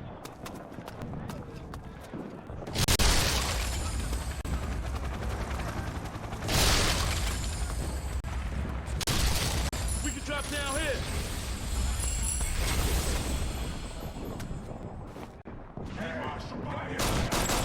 Oh boy. Come on, 50, we can get down here.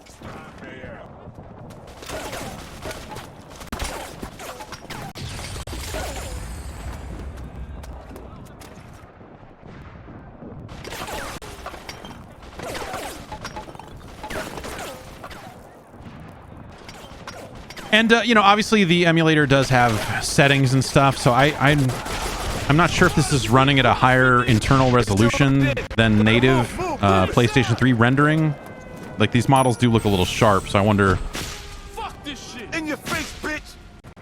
Lay down, trick. Try again, bitch. That was a very awkward sequence. This is a very awkward video game at times. Anyway, that's 50 Cent Blood on the Sand running on a Steam Deck as was foretold by prophecy. Let's relaunch and load Afterburner real quick here. Since we recently streamed Afterburner running on a desktop PC. So there you go. Look at this. Look at how much faster that is.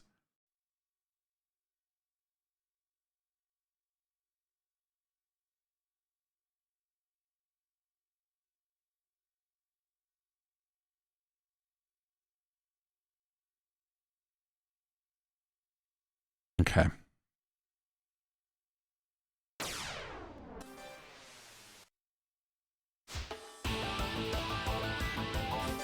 Select aircraft. Special paint. Super Tomcat. We'll go with the classic music.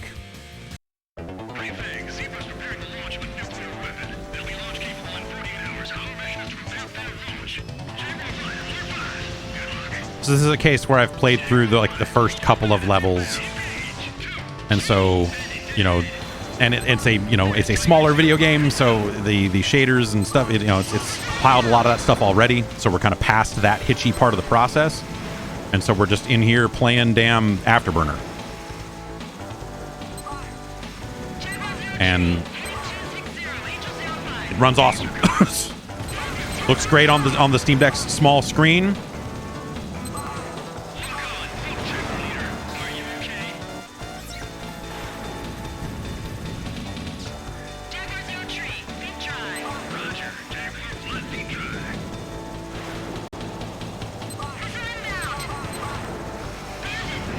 Oh, we blew up. So yeah, PlayStation 3 emulation is a weird thing anyway, and you kind of expect it to be a little strange in some spots, but honestly, it's pretty awesome that it can do this at all. And Afterburner runs great. So the Steam Deck needs to preload. No, the Steam Deck does not preload shaders on every game. The PlayStation 3 emulator does that specifically. That's a feature of RPCS 3, where they precompile a lot of that stuff to get it to run. They used to do it, I think, all at runtime. So it was like on every boot it would be funky, and you'd have to go through that process. That they've come a long way on PlayStation 3 emulation over the last couple of years here.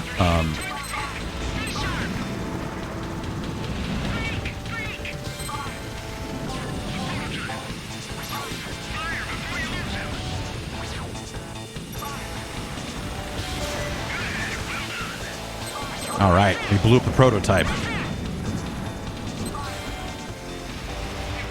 Oh. But actually, as part of the Steam install process, even on desktop, sometimes you'll see hey, downloading shader content, because they'll precompile a few things for some games that that choose to support it that way, which will save a couple of steps. You'll see that, like, Call of Duty for PC, every time it patches, or not every time, but like on a lot of their patches, you'll launch it and it'll be like, all right, pre-compiling shaders, and it's just a menu that it's a thing at the top of the screen that sits there for kind of a while doing that. And you can go in game if you want to, and it says like, hey, if you're gonna go in without the shaders compiled, it's gonna be hitchy and shitty. And sure enough, it is. It's manageable, and it is compiling those shaders when you see them in game, but it's not unlike the PlayStation 3 stuff.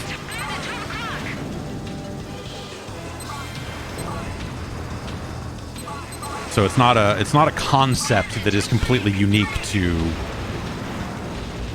that PlayStation 3 emulator. Anyway, this game's good. We could runs fast, looks great, still looks great on the Steam Deck. Looks great, even though it's a PlayStation 3 game running on a damn handheld Steam Deck. It's crazy that it can do this. It's so cool that it can fucking do this. It's so rad that you could fucking do this. Actually, let's see if I can. I think even on the Steam Deck, it still locks up when it tries to save, just like it does on desktop.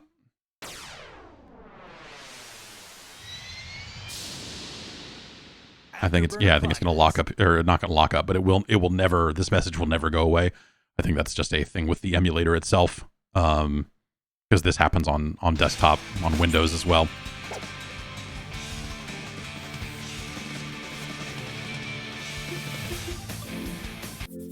Okay. So yeah, there's a lot of stuff you can do with a Steam Deck, and there are a lot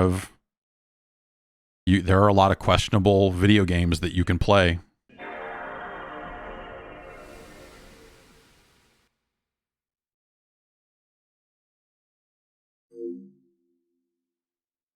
Looks stretched to me.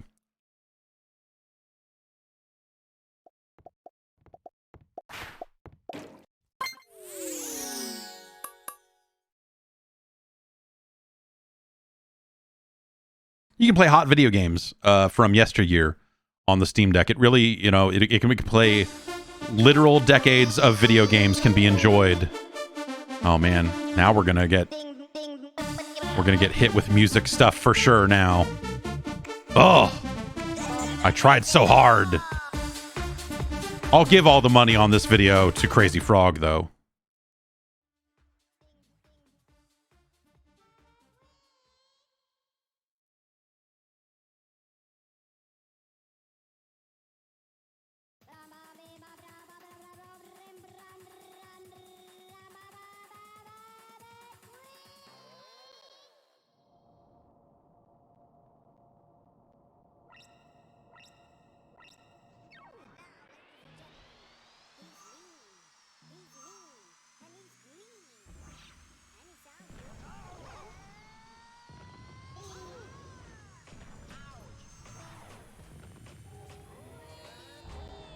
So yeah, a lot of quality PlayStation 2 games that you can enjoy.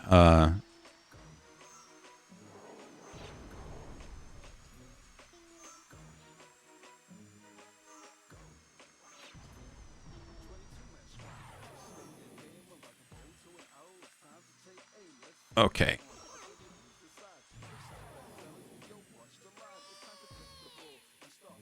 That seems bad.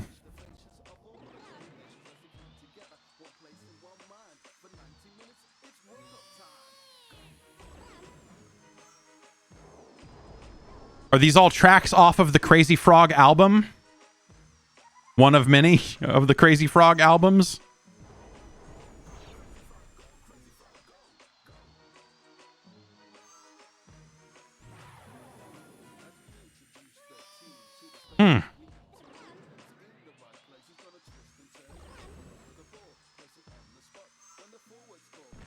The pinnacle of power.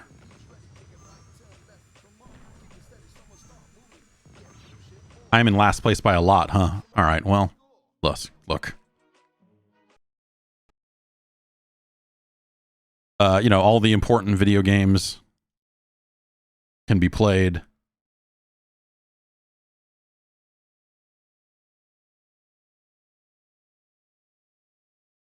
Is this going to be... So this is what this, you know, the RetroArch situation is occasionally just going to be a case of you unloading a game and quickly loading another game, and that being enough for it to just blow up and stop. That happens, I feel like, on every single platform when it comes to RetroArch, where it's just occasionally going to say no.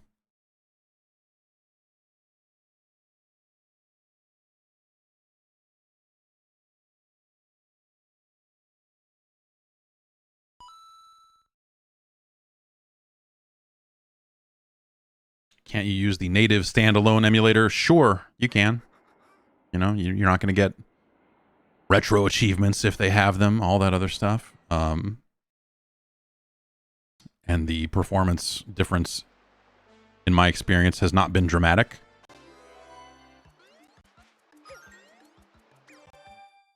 Oh, so I set this last night to run at a higher resolution, and that it may run like shit now. So...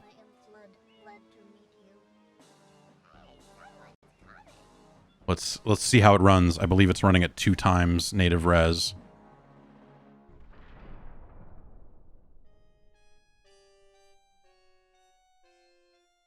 Lock him up.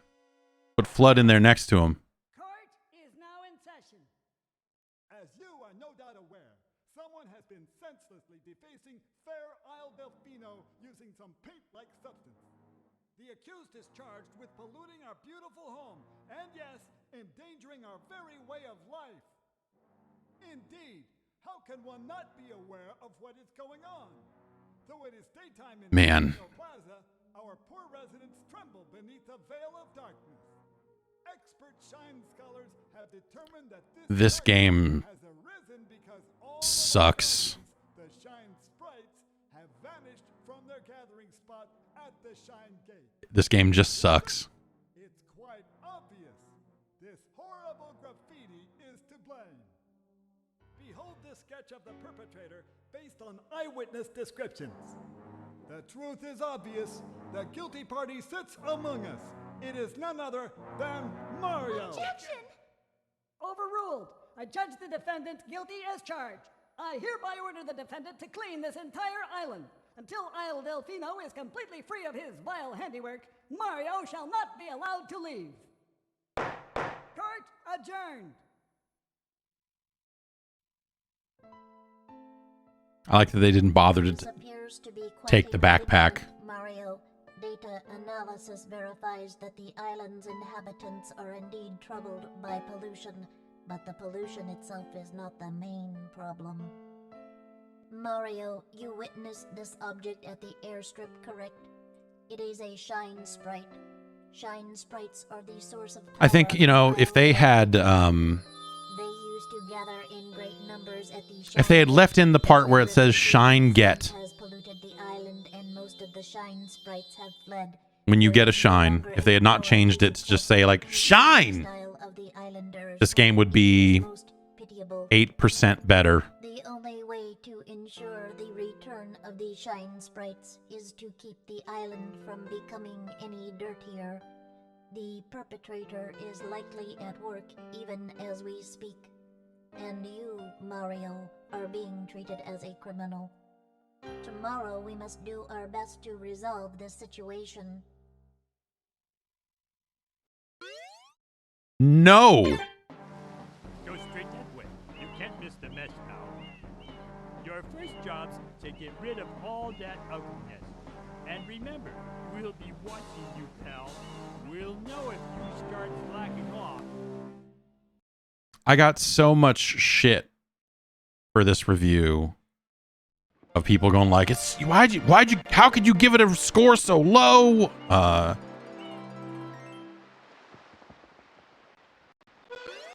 But the score I gave, if anything, was too high. So yeah, I was curious about how this would run because, like I said, I did raise the resolution up.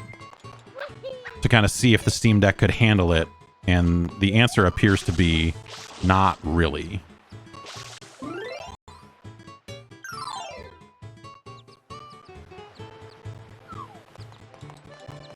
Pretty stuttery.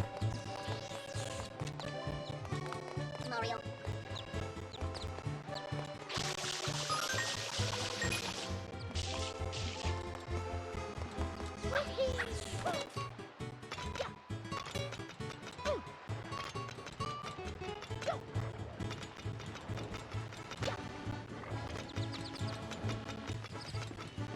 And I think this is just running at, we can actually check.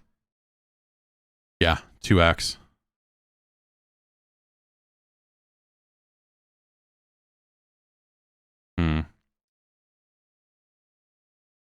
Okay, so we set that back to 1, but it's probably not going to... Oh yeah, maybe that actually did take... That's still a little stuttery. I haven't tried native dolphin, which, you know, maybe we could see if actual regular-ass dolphin runs it any better. I haven't run that at all on here. Let's see. Do I have this? This is a good question as to whether I have this configured properly.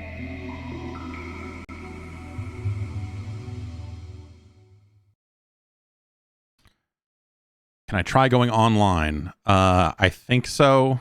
This may take some typing and some Googling to get there.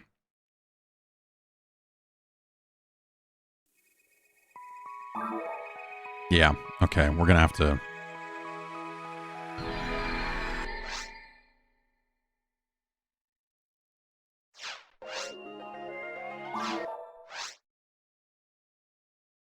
We're gonna have to get...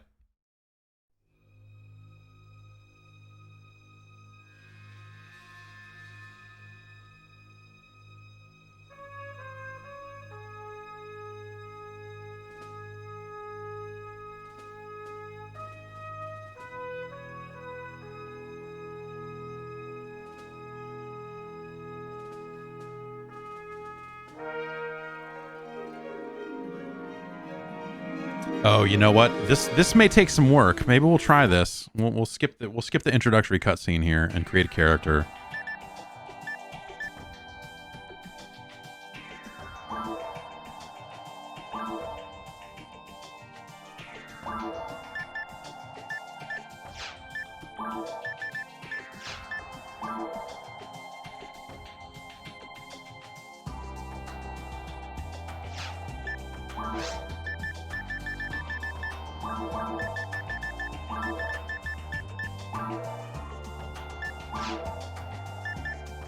This should be purple. Okay.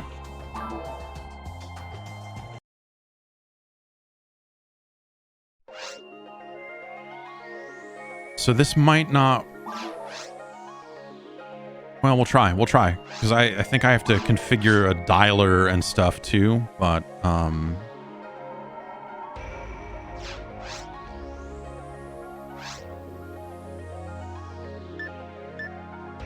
Yep, that's me for sure. 89 ACB. All right. That's...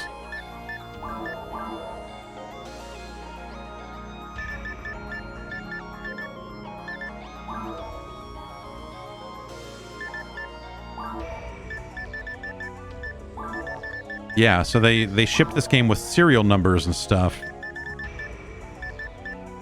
And that's how you would get your own, like, unique guild ID and stuff. The first game was completely free, and then when PSO V2 came out, they started charging for the Hunter's license, which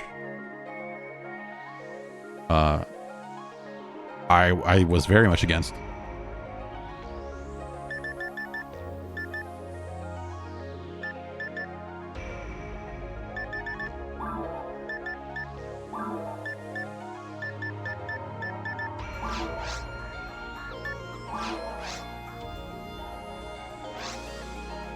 Okay, let's see here. That's okay. Oh, you already know. How do you... How do I not have a character on here if you already know what my serial numbers are? That's weird. If you want these serial numbers, just Google them. This game is a zillion years old.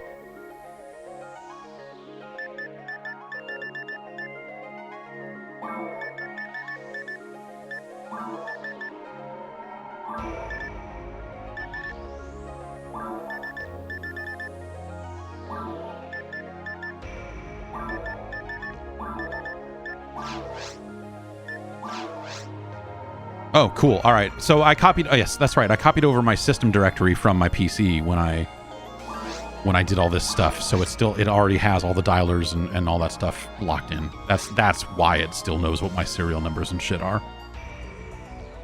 Hey, Sonic Team maintains the servers for this, all right? Don't use code that's not authorized because it damages the servers. Not it might damage the servers. It damages the servers.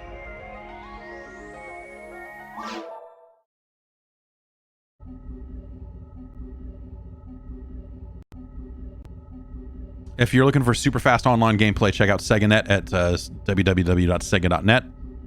Use the offer code Jeff to get 20% off your first month in the world of PSO.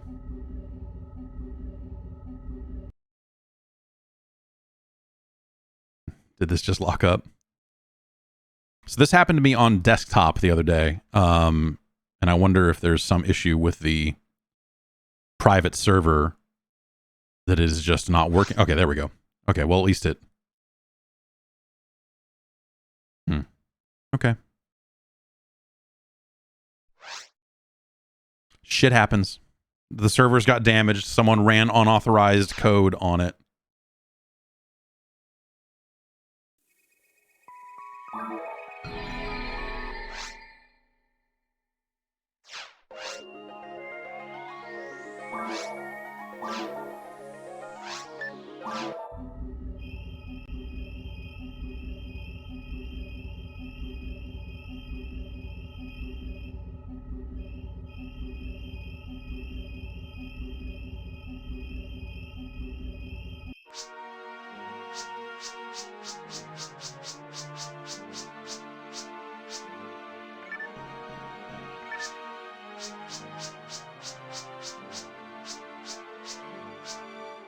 We need to find Red Ring Rico. What happened to his daughter?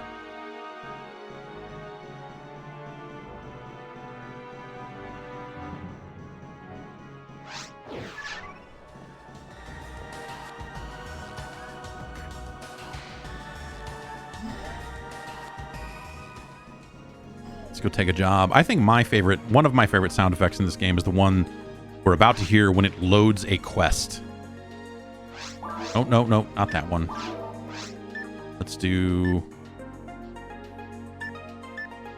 Let's try battle training.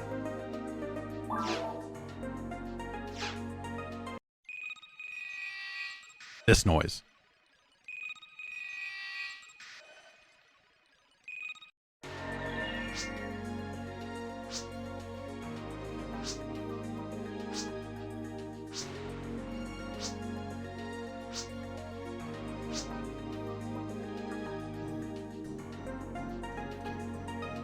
Ah, yes, this thought, that hunter over there.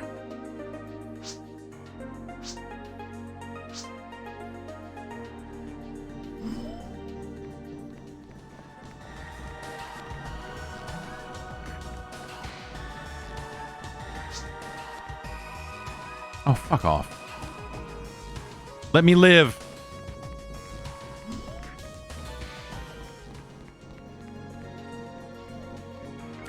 So your section ID is determined by your character name, and different section IDs give you different drop rates for some items, where it's like you'll be more likely to get machine guns instead of swords or vice versa. And purple is a pretty decent one for this class, if I remember correctly, and ZZT. So it's each letter corresponds to a number. Like you can go Google it if you want to know how your name turns into your section ID. Someone has built a chart for it, for how all that works, and you can go look it up. But I just know capital ZZT ends up giving you purple. And so here we are playing Dreamcast games on the Steam Deck, and you know what? Looks nice.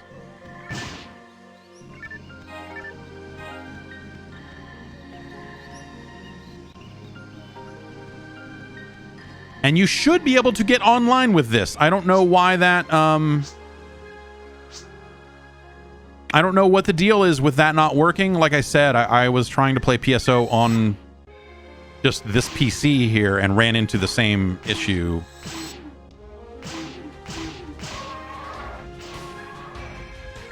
Oh, man.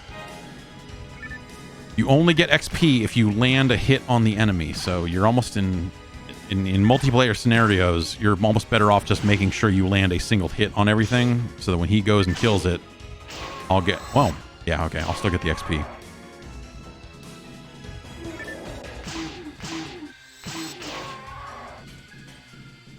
I mean, this guy they've given me is level 36, so it's like... I should just let him do most of the fighting.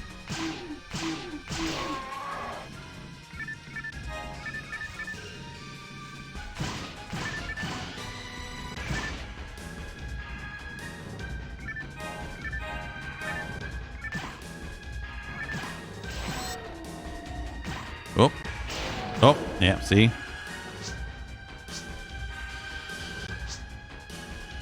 Uh-huh.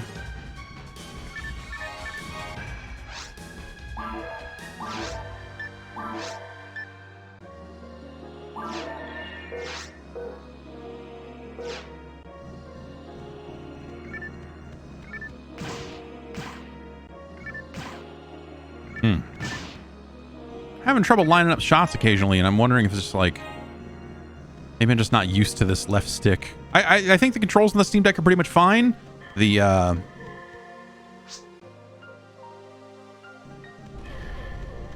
analog triggers are a little hollow feeling and feel a little flimsy, but they work fine.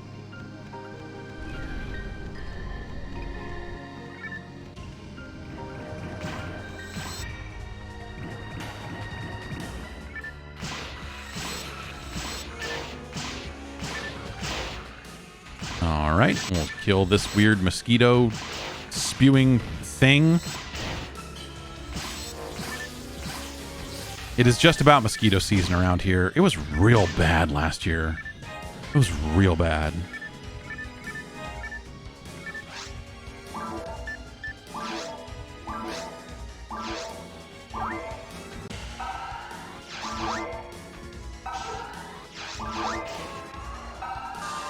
Yeah, you fight stuff. I'm over here feeding my mag.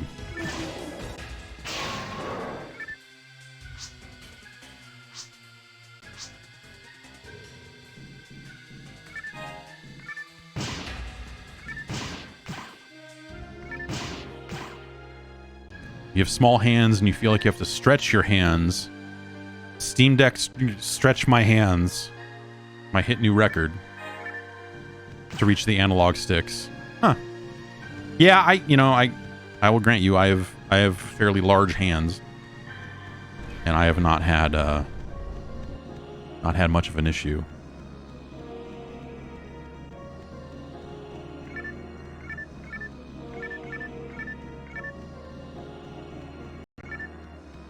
I don't know what that little hitch was.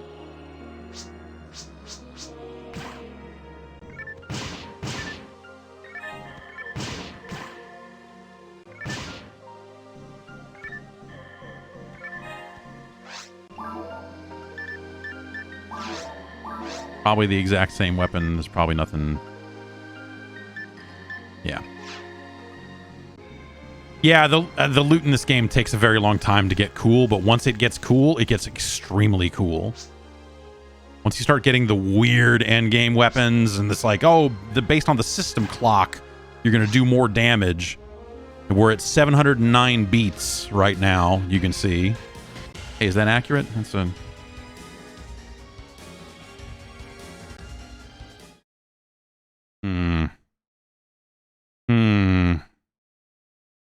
It says 834 beats here.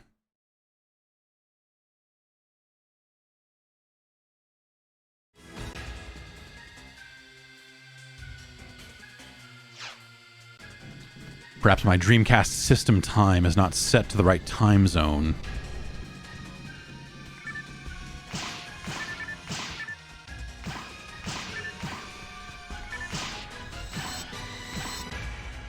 Oh, yeah, we gotta... We adjust our aim here.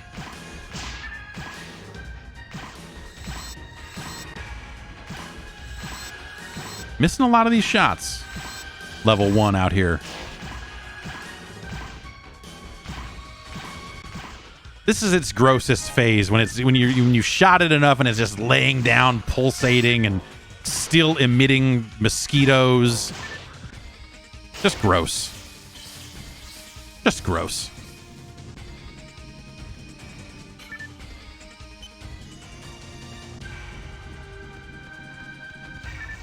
Yeah, getting PSO2 running on the Steam Deck would be nice. It's, you know, anti-cheat is really a big blocker for a lot of online games right now, and that's really unfortunate. I think this thing needs to be able to play Destiny, among other things, but like Destiny seems like a real big one.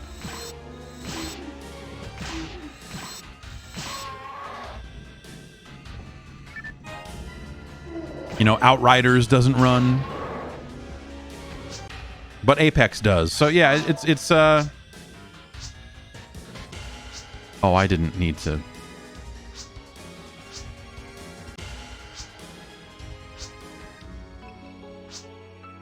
Make sure you survive. Try some attacks when you see some monsters.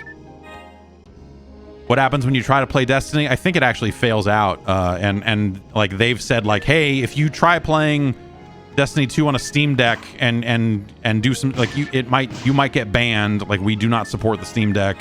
Don't do it. Proton Experimental maybe runs PSO2, huh? Well, yeah, I mean, they are finding a way. You know, I think Easy Anti-Cheat has been updated in such a way where it can run on a Steam Deck. It just is up to developers, I think, to make sure that they are running the right version of it, or whatever the situation actually is. That's what I thought I read that it was. What makes Steam Deck just not a portable PC? No, it is literally a portable PC. You know, the reason we're talking about game compatibility and stuff like that is because it runs Linux.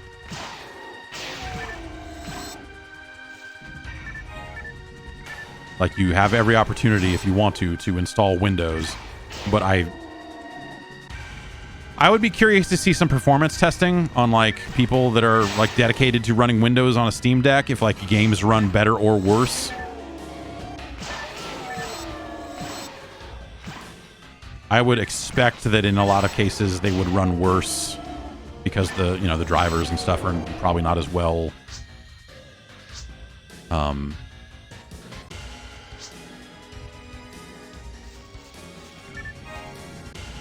well seasoned, I guess.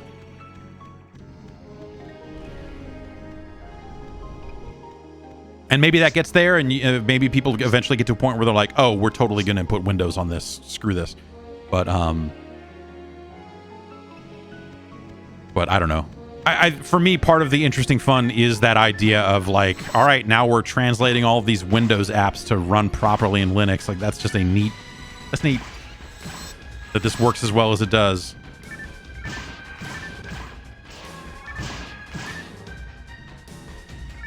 At playing such a wide variety of games that are available on Steam and are not built for Linux.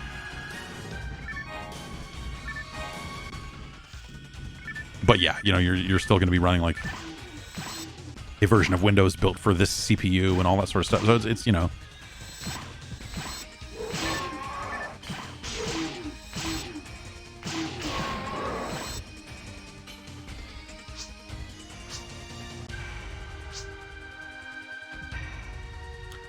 Cursor color above an enemy is a hint on how to attack it.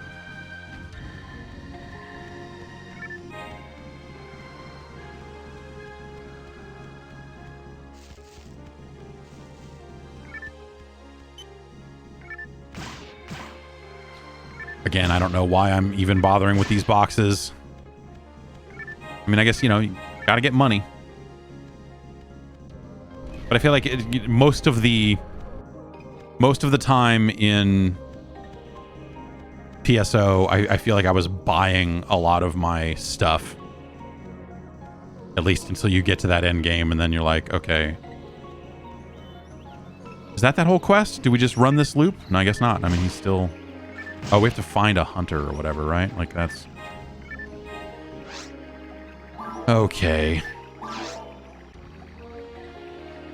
Is there someplace we didn't go? Well, here's our guy.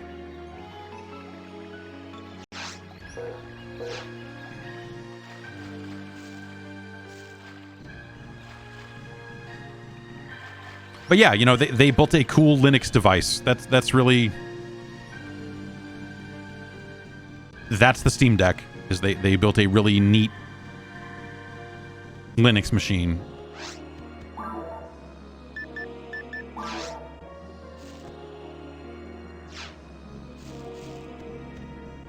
Was there a teleporter that I missed? Sometimes these like side quests are so janky. Okay, no, there's just a door we did not go in. We're okay.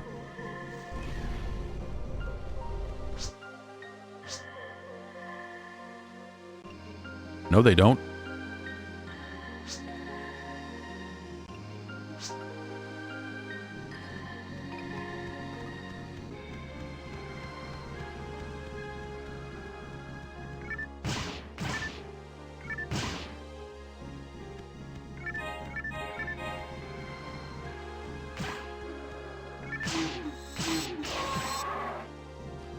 But they are listed that way on the command palette as well, so even if I don't have a Dreamcast controller in front of me... Oh, we gotta clear this room, huh? Yeah, I don't know. It said press the red button, but I hit the other button and it landed too, so... Oh, no!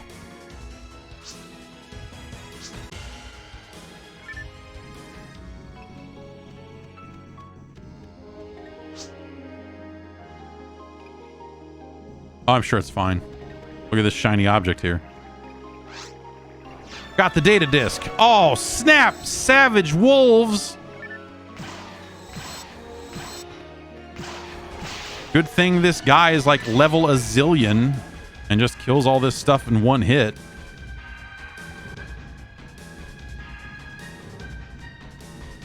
You okay, dog?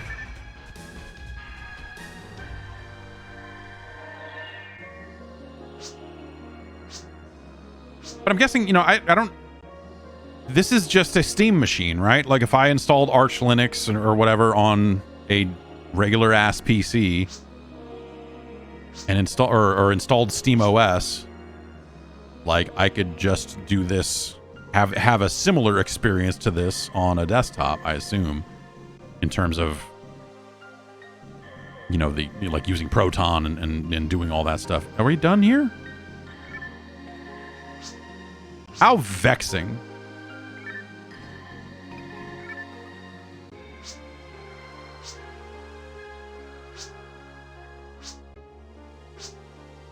Ha ha ha. Oh, okay. So SteamOS 3 is not out. Okay. That's, yeah. That would be a problem then. The pipe noise in this game is also extremely good. Yeah. Yeah.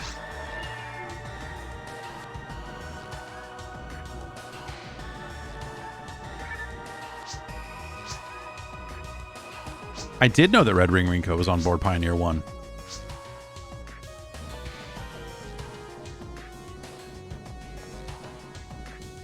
This is a great video game. This is a classic video game. This is a influential video game. And boy, oh boy. It's good.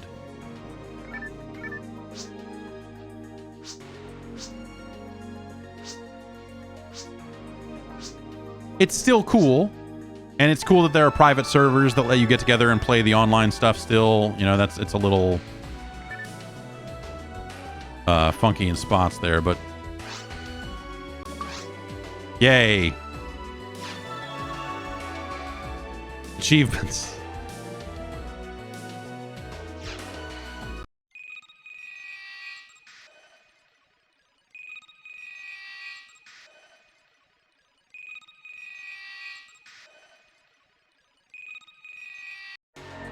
But I've just always loved the look of this game, the look of Pioneer 2 here. For as small as this area is, it's just so full of style, you know?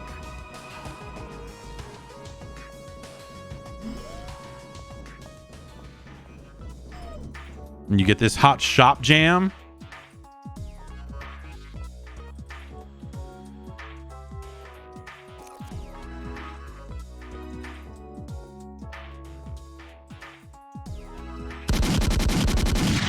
Chill.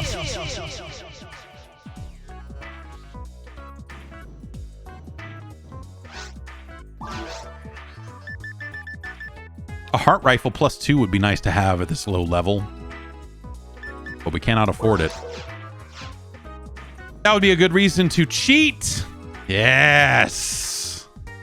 But no, we're not going to do that right now.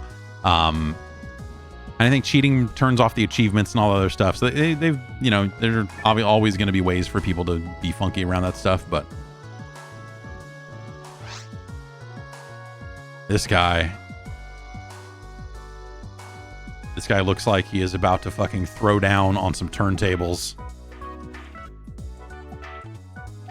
and change your mind about a lot of stuff. And then be outed for being something of a creep. And you're like, oh, I can't believe, oh man. Can't believe we ever listened to that guy.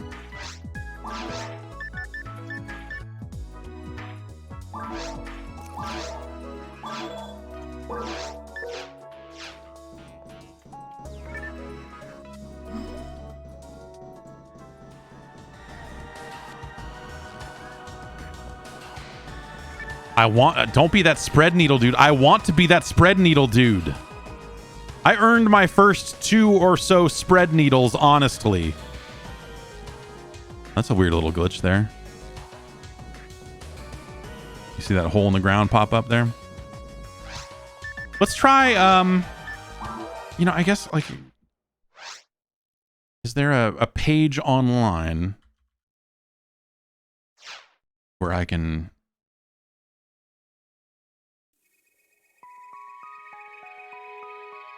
I don't know which one RetroArch tries to connect to.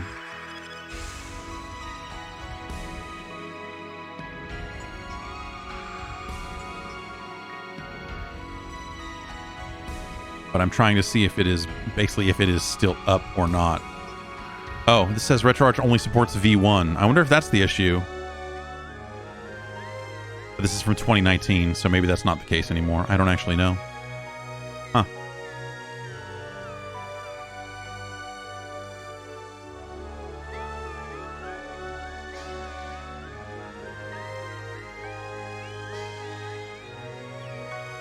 Yeah, maybe that's my problem, is that I'm trying to play V2. No, well, oh, here's a video from 2020 saying you can play V2.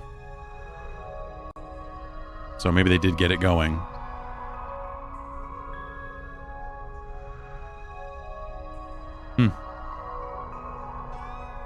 I don't know.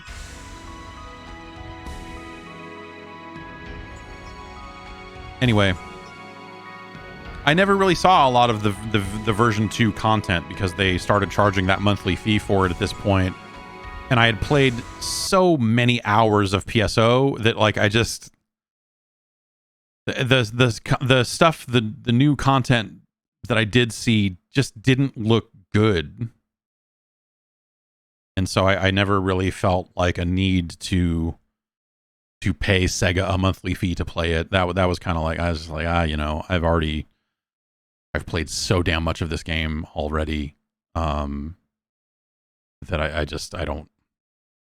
Last time I tried to launch Cosmic Smash, it crashed, but let's see. Yep. But I think if I go in and the first thing I do is launch it, then maybe it'll work. Let's find out. Yeah, see?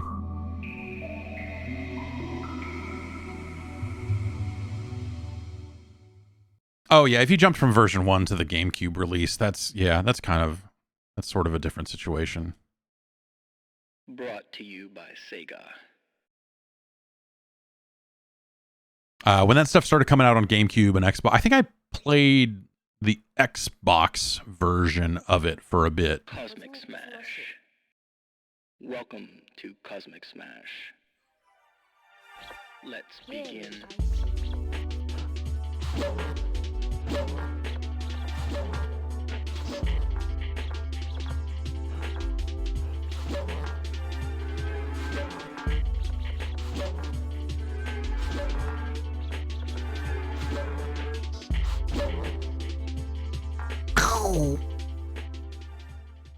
Your score is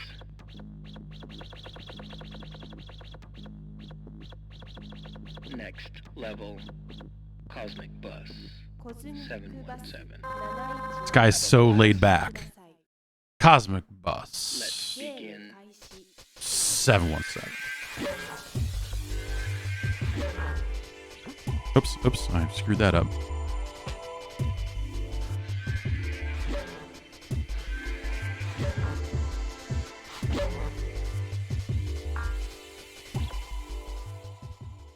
Your score is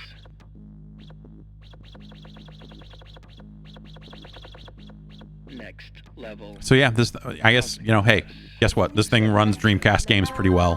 Have a blast. Seems to run PlayStation 2 games pretty well.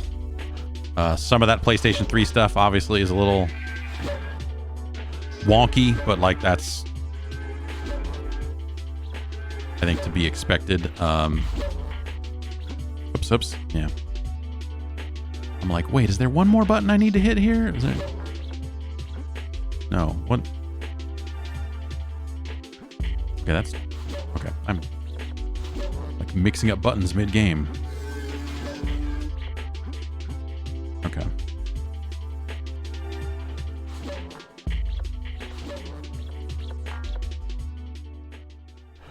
Your score is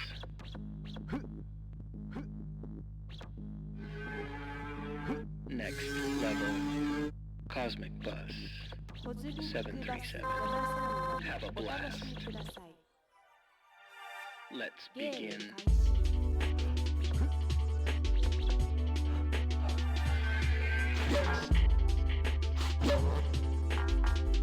Yeah. One shot, baby. Your score is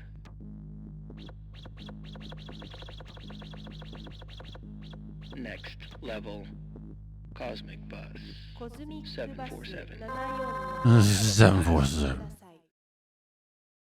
Let's begin.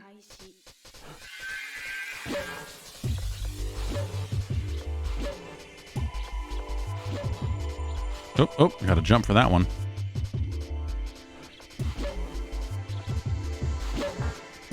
I feel like Cosmic Smash has kind of just always been the super stylish Dreamcast game that no one really talks about.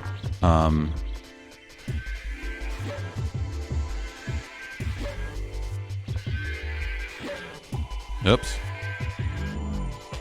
Uh-oh, almost out of time here. Yeah, screwed that up. Time's up. Anyway. Game over.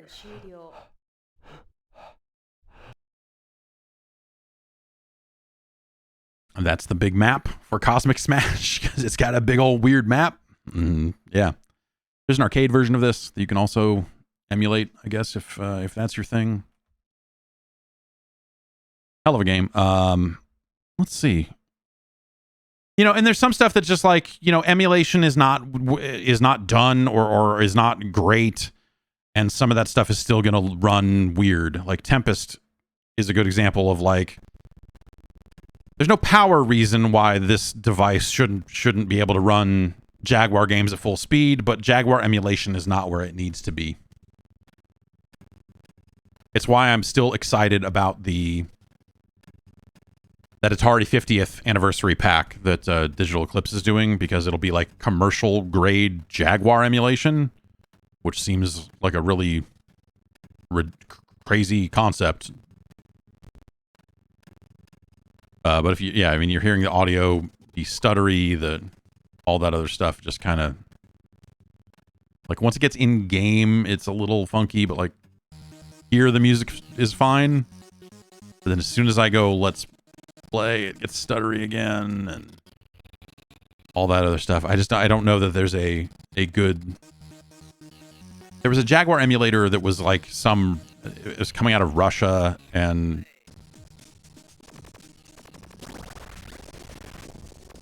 I heard it was better than a lot of this other stuff that's been been kicking around for years without a lot of work being done on it.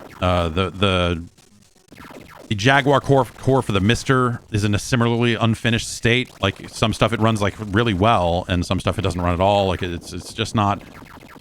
You know, you need to have very smart people that have a lot of interest in a thing to get them to go ahead and develop really good Jaguar emulation. But I feel like the Jaguar, the CDI, all that sort of stuff, like just never, it's not quite where you wish it was in terms of quality.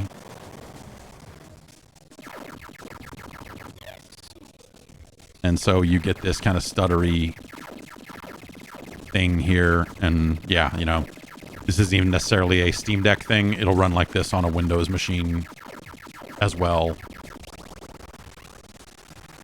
It's kind of important to remember that like, hey, sometimes just emulators are emulators, and sometimes they are not perfect.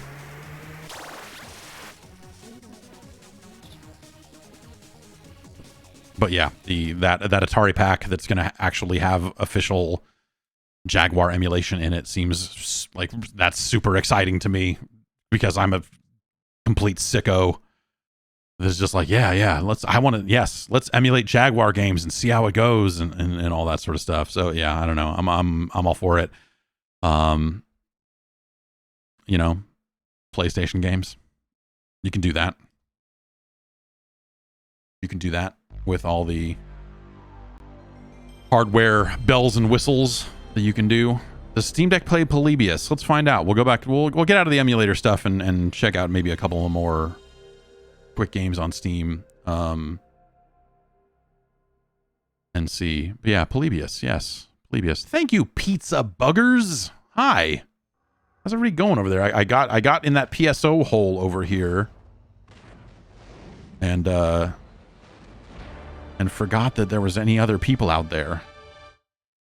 Turn the sound down for the music on this a little bit too, because like I said, I just don't want to deal with it. There are some videos where I'm fine filling out the forms and being like, hey, this is fair use. Don't do it. Leave me alone. But sometimes I'm just like, you know what?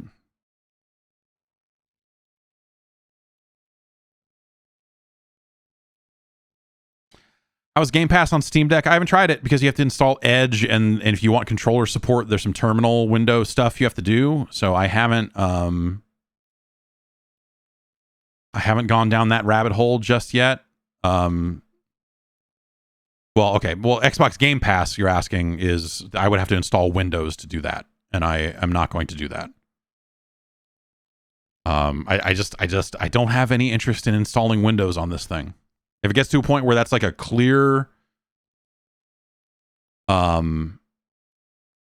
the right answer and everything runs better and all that other stuff, then maybe that's the option. But I'm not going to do it. But the xCloud stuff, that is, yeah, I think you install Edge, and then I believe there's some other, I saw some terminal commands you had to execute to try to get the controller to work properly.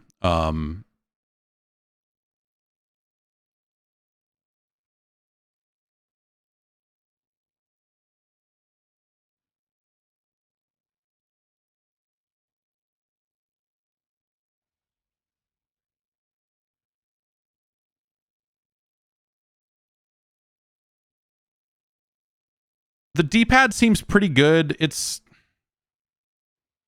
I think it could be better. I think if I Like if we're looking at like what do you do for a next hardware revision, I would appreciate maybe a little bigger, and it feels a little stiff at times. It's like it's acceptable for most games, but like it, you know, for something like this, for, you know, for some fighting games that are, you know, you're gonna want that precision and stuff, like it could be better for sure.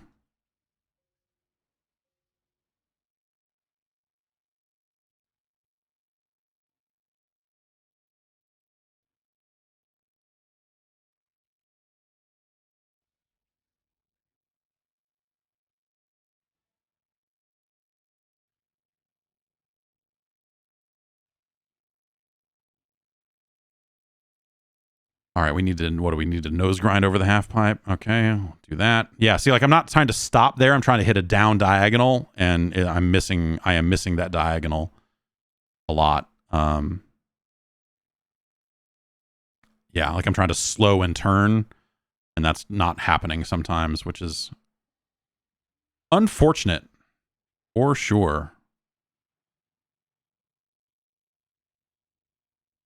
Because it's, well, you know, you could use an external controller if you really wanted to. You could certainly do that. All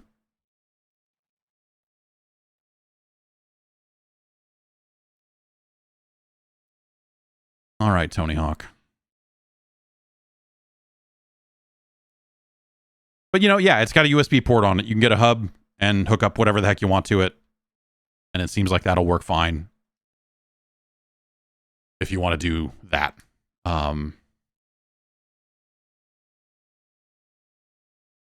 Let's see. Any other PlayStation stuff that will be worth taking a look at here? Ah, yeah, of course. Quality video games. That's why we're here.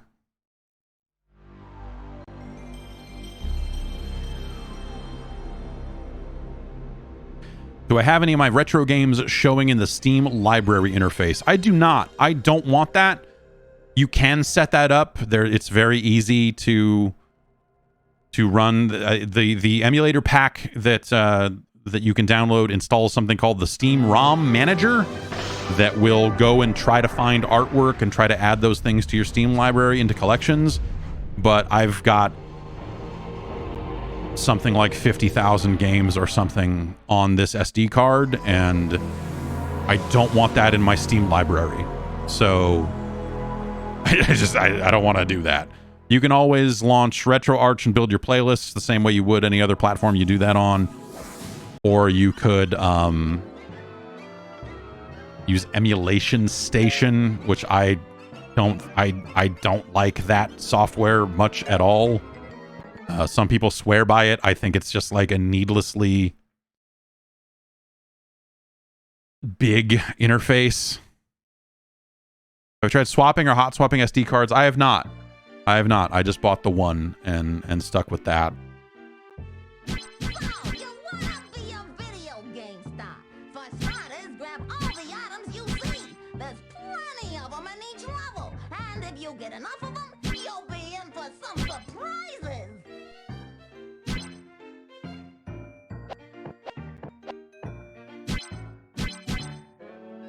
Developers of Siphon Filter made this, in case you forgot.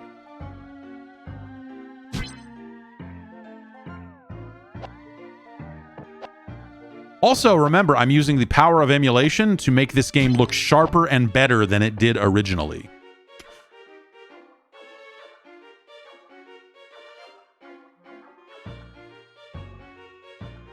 Now, if Bubsy had Gabe Logan's hips and that swivel, what would a platform game be without platforms? I wonder if there's any extra lives up there. I don't know, Bubsy. Let's find out.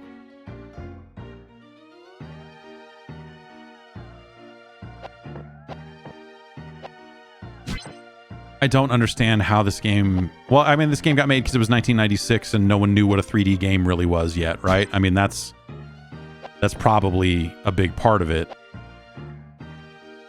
But, God.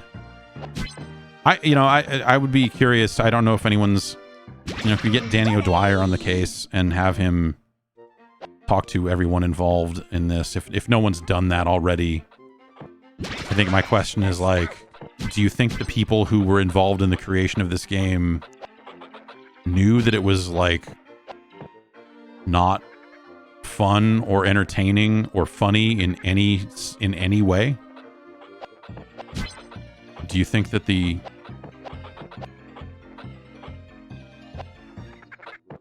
did they know just how terrible this was?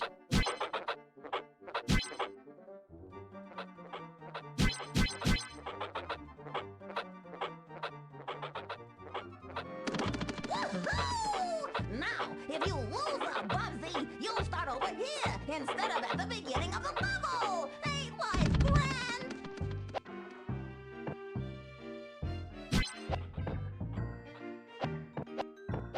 I hate this. Oh, this is my favorite part. Hold the square button when you walk up to an atom. Go ahead, try it, but don't hold it too long. Oh. Weird. Why is that a mechanic?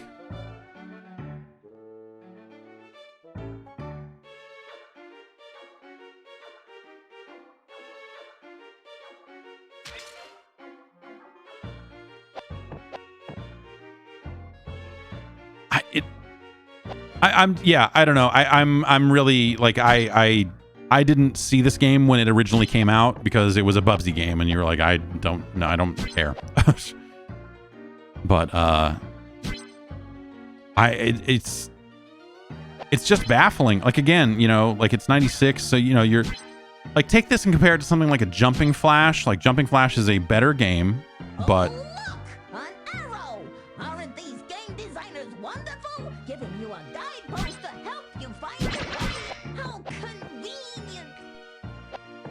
like, was the dialogue recorded as a fix for like how fucking dumb the game was? Because they're like, oh, look at this arrow, it's pointing you where to go. Like the weirdly like bad tutorial, like it just the.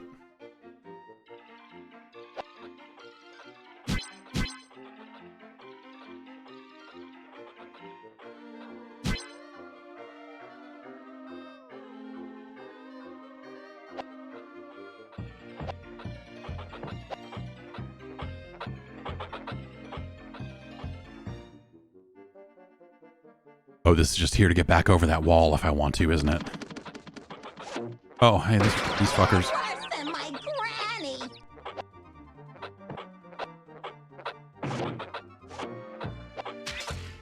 Oh, God.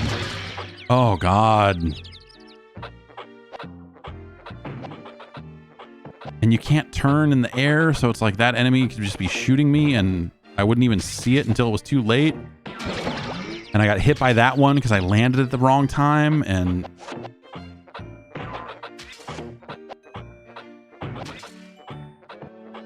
fuck, man. Who wants to... Do you think a single person was satisfied by this video game when it came out? One-stop shopping. You think there was like one person who got this and actually like legitimately... I'm sure there are kids who were just like got it and they're like, well, I have 2 video games and this is one of them, and I have to... I mean, I'm going to get the most out of this, and so I played through... Like, I'm sure there are people out there who played this game to completion, and not in like an ironic way, but man.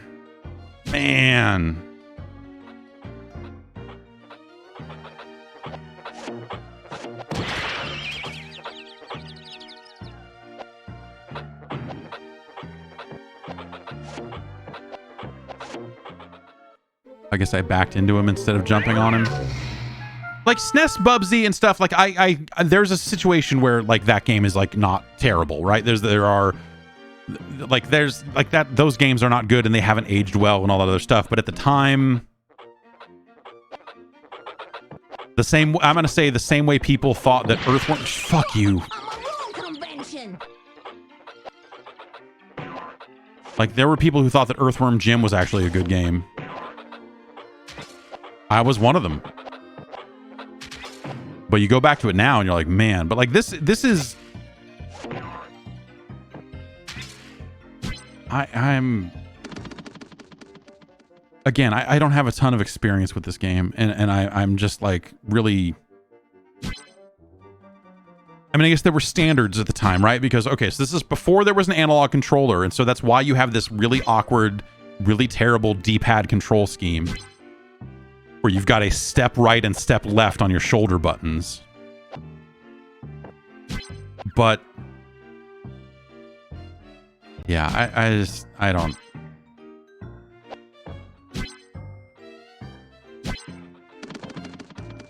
Platform.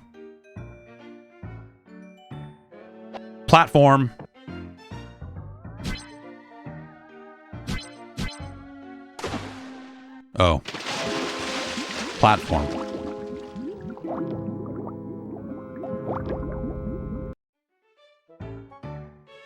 Like, I bet the person who worked on those pre-rendered death animations or something was like, yeah, no, I feel pretty good about the work I did here. But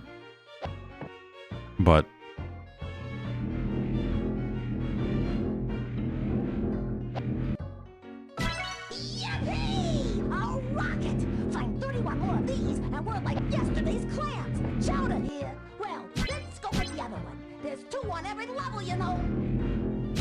no, I'm not going to do that. I'm not going to find all the rockets. Yay!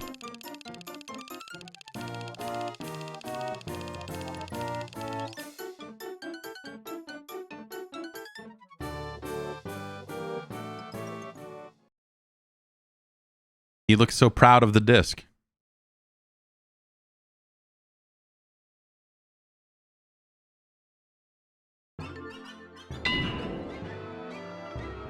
Oh, darn it.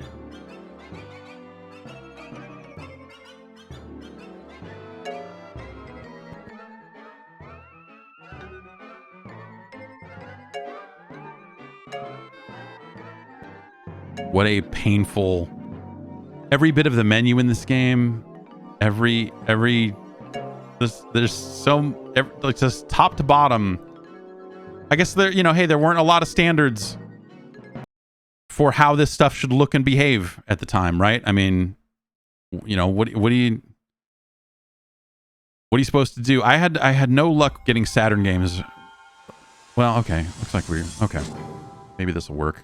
Last night I was having trouble with some of this Saturn stuff. Since we were talking about bug.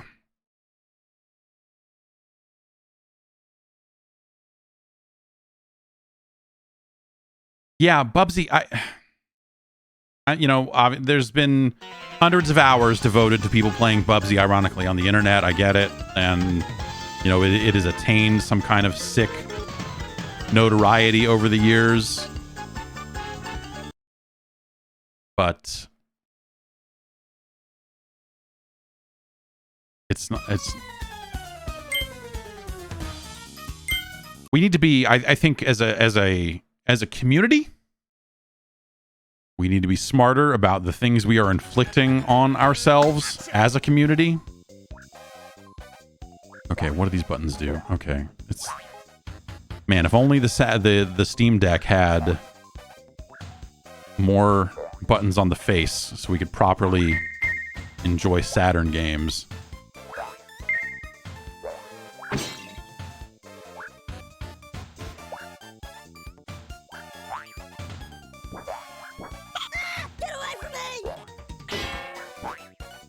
Ah! Okay, it looks like there's only jump and duck.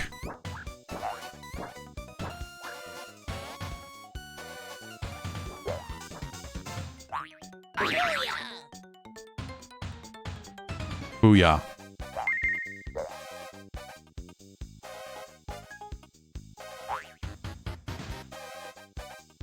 Anyway, I hope that you're getting a good look at the Steam Deck here. I mean, and the true power of the Steam Deck right here. In terms of its capabilities, its true power.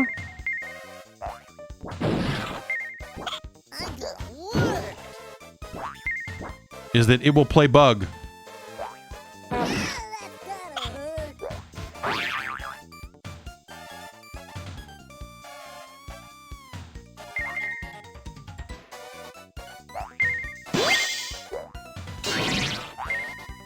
Again, it's not helping that I have to play this in the capture window so that it is Bug Juice. So there's a little bit of additional latency because of that. If I'm point being, you know, if I was playing on the actual Steam Deck screen and not streaming, I wouldn't have gotten hit once. Line up every single one of these jumps.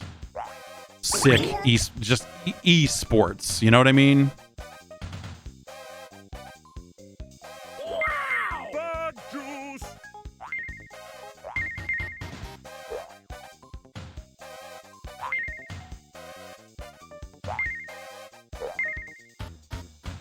Yeah, okay. Okay, Bug.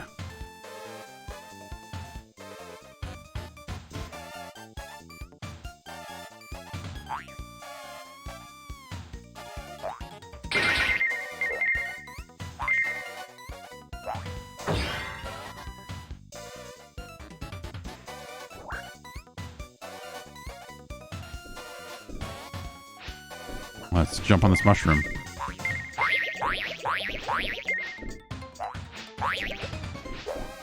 Can I angle around this and if you hit that on just the right frame, you get stuck in the wall and then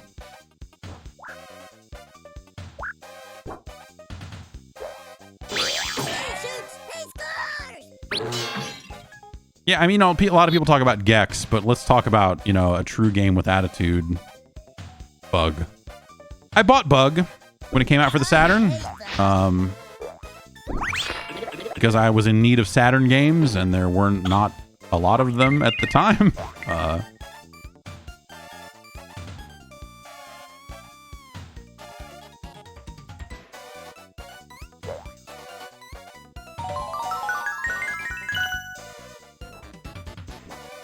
And let me tell you, I was unhappy with my purchase of Bug.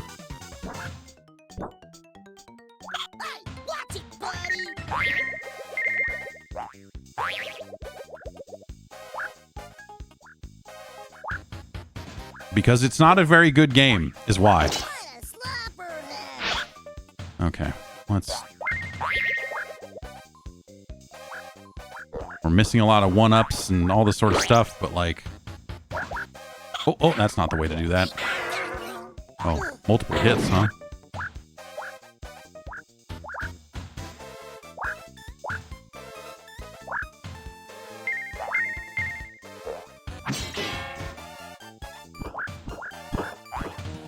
Oh, Bug!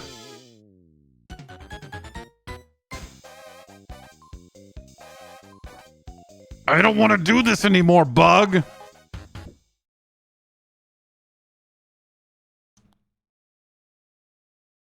Let's see. Baku Baku seems like it could be a pretty cool portable video game. You see, someone is dubbing the Japanese Super Mario Brothers super animated movie. That's cool. Huh. Let's save in system memory.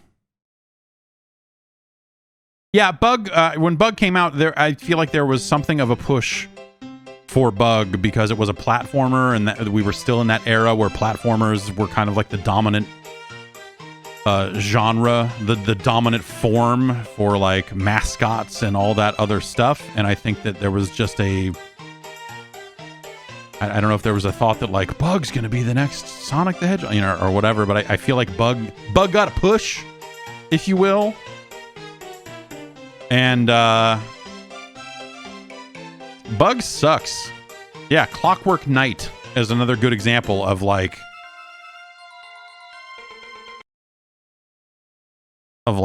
God, Clockwork Knight. At least Clockwork Knight had like a weird style to it, but again, it was a situation of just like, man, here's a game that like people like was hyped up as like, look at how cool this game looks, and oh, it's such a cool clockwork, blah blah blah, and then you play it and you're like, this sucks. What the hell am I doing?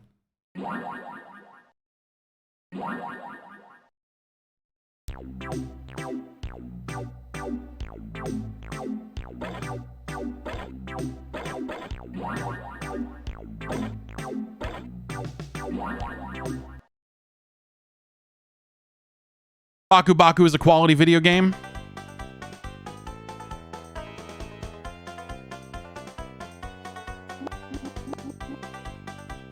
It was the game that when it came out, when Puzzle Fighter came out, I was like, oh. They've basically made a new Baku Baku in a way. The rules are a little different, but same basic idea.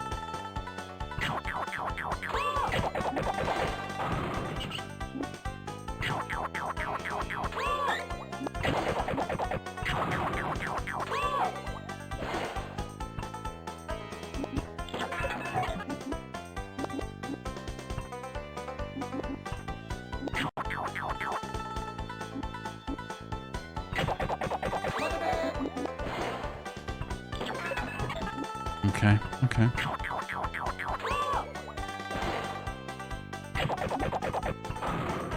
Really good sound effects on the chomping, I think.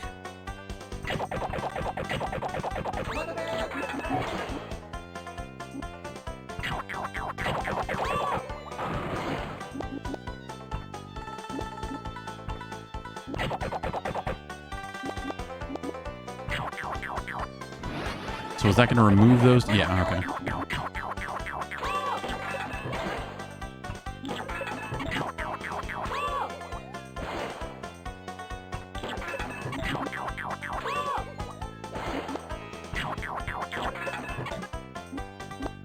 All right, we're managing our pit a little too well. You know, we're not building a lot of combo potential here. Like the Saturn would have fared any better if it was cheaper. I mean, sure, everything would. You know, you lower the price enough, and you know, it certainly starts to look a lot more attractive. If it had focused on 2D games, I don't know how far that would have. Oh no, we've got some action heading our way. And node. Okay, well, that'll. All right. Now we're sending some of that back. Sending back some heat.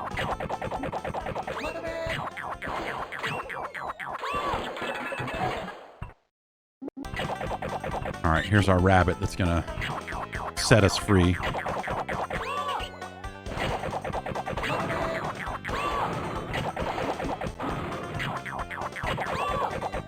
But you know, the market was moving in that polygonal direction, right? So it's sort of like, yes, could the Saturn have done better? Sure, of course, but like, oh yeah. But it would not have, you know, you wouldn't have been able to compare it to the PlayStation. Like if you'd focused on 2D games and you had lowered the price, like it would have been like, here's this budget option from the people that made the Genesis, and you're like, oh, okay, this plays old games.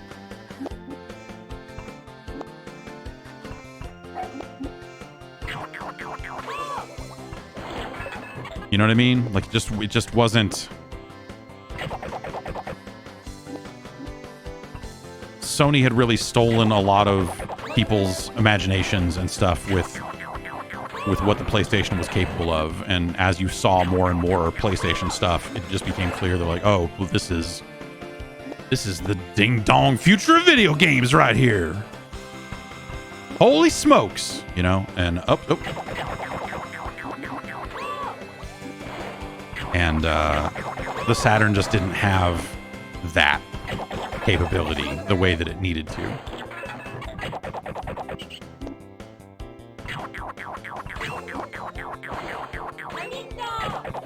So, like, yeah, could you have carved out a little area in video games for yourself? But yes, but also I think the Saturn did that, and I don't know that it would have done dramatically better if they had positioned it that way and tried to make it like a budget system or something like that, because like remember, the gaming audience wasn't what it is today also, where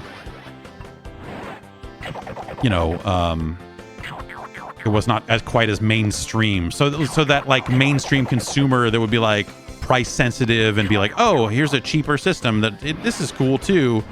Like they didn't exist in the same quantities.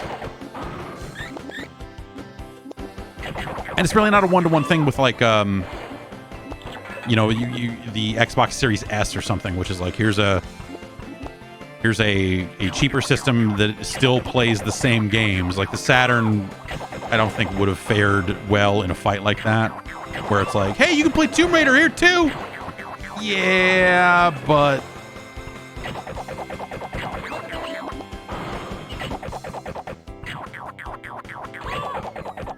oh boy. Oh, that's okay. All right.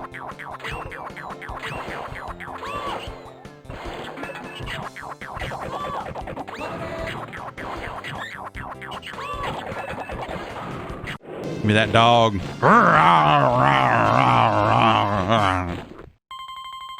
Was there overlap between Dreamcast development prior to the Saturn's release? I doubt that they were. No, I can't imagine that they were super deep into any kind of Dreamcast thoughts when the Saturn was still being finished up. I don't know that I don't think they realized what the market was, what was going to happen to them until it happened to them. You know what I mean? Like there may have been, I think as more and more people saw the PlayStation, I think that was the sinking feeling of just like, oh, we are just not well positioned for where this market is about to go. And you probably had some people within Sega, probably on the US side, judging by all of the stuff you hear about SOJ at the time.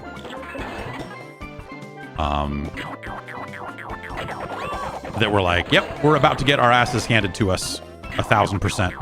And I think, you know, there's that, not necessarily even about there's the Peter Moore quote. Was that an IGN interview? I forget what it was, where he just like was trying to tell, was it Yuji Naka who was trying to tell him like, hey, people don't see Sega as cool anymore, man. Like the market is moving on, and got some like bullshit chest puffing kind of answer, and that his response was, hey, tell him I said, hey translator, tell him I said fuck off. Tell this man I said fuck off. Yep.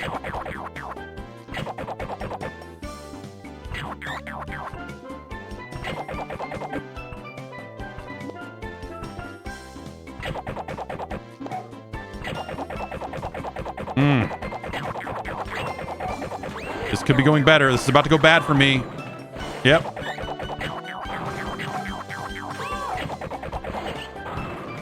We're about to get eaten. Yep. We got eaten.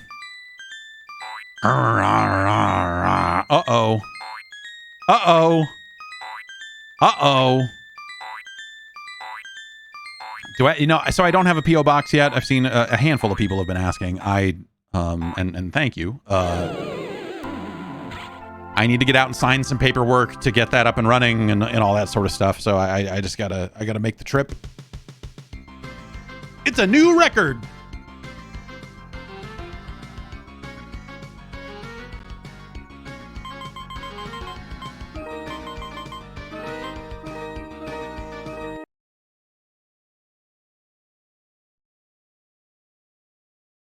Yeah. So honestly, just from the and at some point the price is maybe, you know, doesn't always make a ton of sense, but just from the idea of having a good portable emulation machine that can do so much of this stuff, for me personally, I feel like I am getting my money's worth out of the Steam Deck for that alone. And I know that there are other cheaper devices you can get, but like the extra power I feel like I'm getting over, and I haven't seen all the Ambernic and some of the other devices that are out there running Android and doing some of that stuff, but I feel like compared to a Switch, compared to running some of this same emulation stuff on a Switch, This is so much more capable. And yeah, I mean, people keep mentioning the PSP and like, hey, look, you can just do this, you know?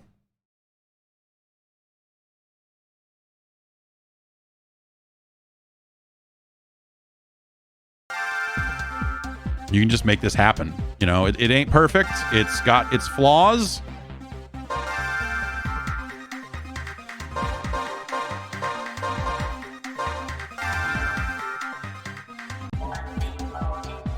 But I love it as an emulation machine, and then also I've found it to be like impressively capable at just running. Oh god, I'm blinked. I've already made massive errors. This is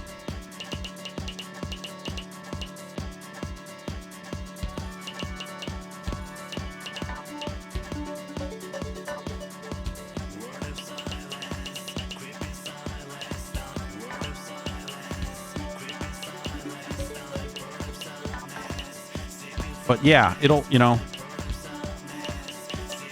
you can probably run Lumines on it a few different ways now that I'm thinking about it.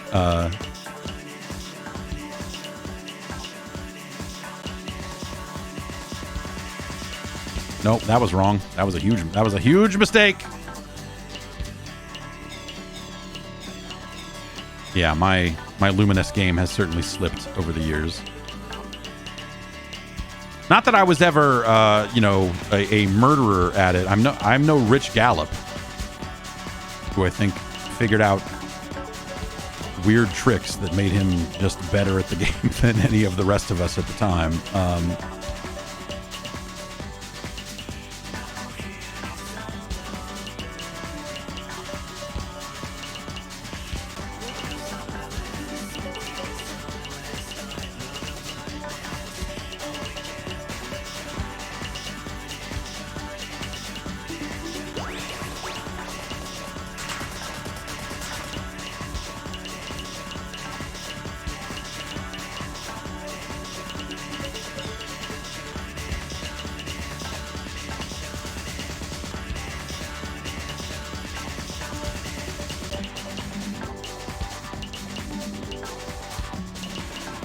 Oops. Okay. All right. Well, look. Anyway, yeah, it'll play Lumines. It'll do a lot of stuff. It's cool like that. And then also, it happens to be a pretty capable personal computer for personal computer-ass video games that you can use to play modern stuff like a DNF Duel or like, you know, Turtles runs great on it. Like all that sort of stuff. So I feel like I'm really just kind of like scratching the surface on this front. And this is the stuff that I'm not like, you know, this is cool that it does this, but like, you know, as someone who's not traveling a lot right now, and if I was traveling more, this would matter a lot more. But right now, if I'm going to make choices about like, where am I going to play a game like a God of War or Forza or some of these more intensive games that absolutely do run on the Steam Deck, again, I'm sitting right in front of a PC here. So like this aspect of it has not been my primary use for the Steam Deck yet. And it probably will be at some point. But as something I can like take to bed and play a little bit of Ganbare Neo Poke-kun every night to unlock more of those mini games and, you know, fool around with other kind of emulation stuff and just like, you know, fiddle with some old games before bed. Like it's been amazing for that. And that's been like my highly specific use case for it as someone who's not really going out and traveling a bunch. But I think like this is something that like, again, the next time I hop on a plane, I'm going to be like, okay, how do I,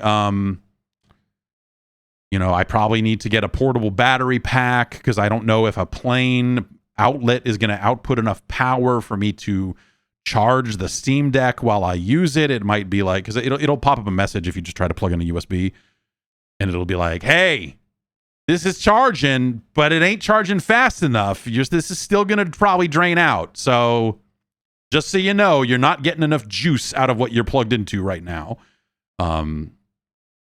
And so you end up, wanting to plug it into the wall or get a portable battery pack to help you out on a longer flight or whatever the situation ends up being. And this stuff's been very easy. I have most of my criticisms are around the user interface and how a lot of that stuff could be better, and how that stuff needs to be better for a wider audience to do it. I'm not going to sit here and say, because I'm an expert, I don't need that horse shit. No, like I'm certainly run into some situations where it's like, what the fuck do I do here? I am no Linux man. I mean, I sort of am. I can fiddle around with Linux just enough to really fuck myself over. And have to, reformat an entire PC to do it again. But it's fiddly in the right ways, and I've had a lot of fun with that, but that's not something that is going to always be easy for a lot of people.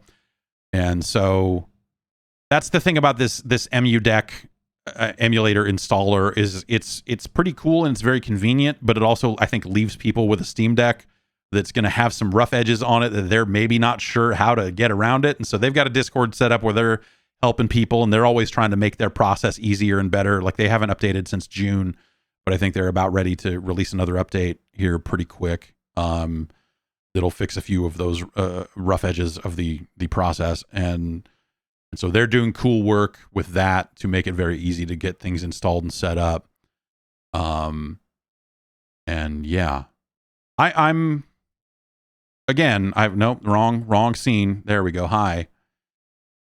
Again, I'm very impressed with it. And the issues I think I have with it are things that are going to not apply to its typical use case, where it's like, oh, hey, of course, when you drop to desktop mode and run a bunch of weird scripts that you didn't write, you're going to end up in a situation where you're like, what the fuck did I do? Like with this plugin thing that is crashing my Steam Deck every time I try to pop it out, for example.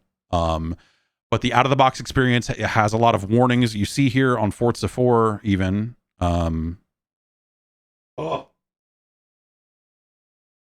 Where when you go down to game info here, it's like, nah, son.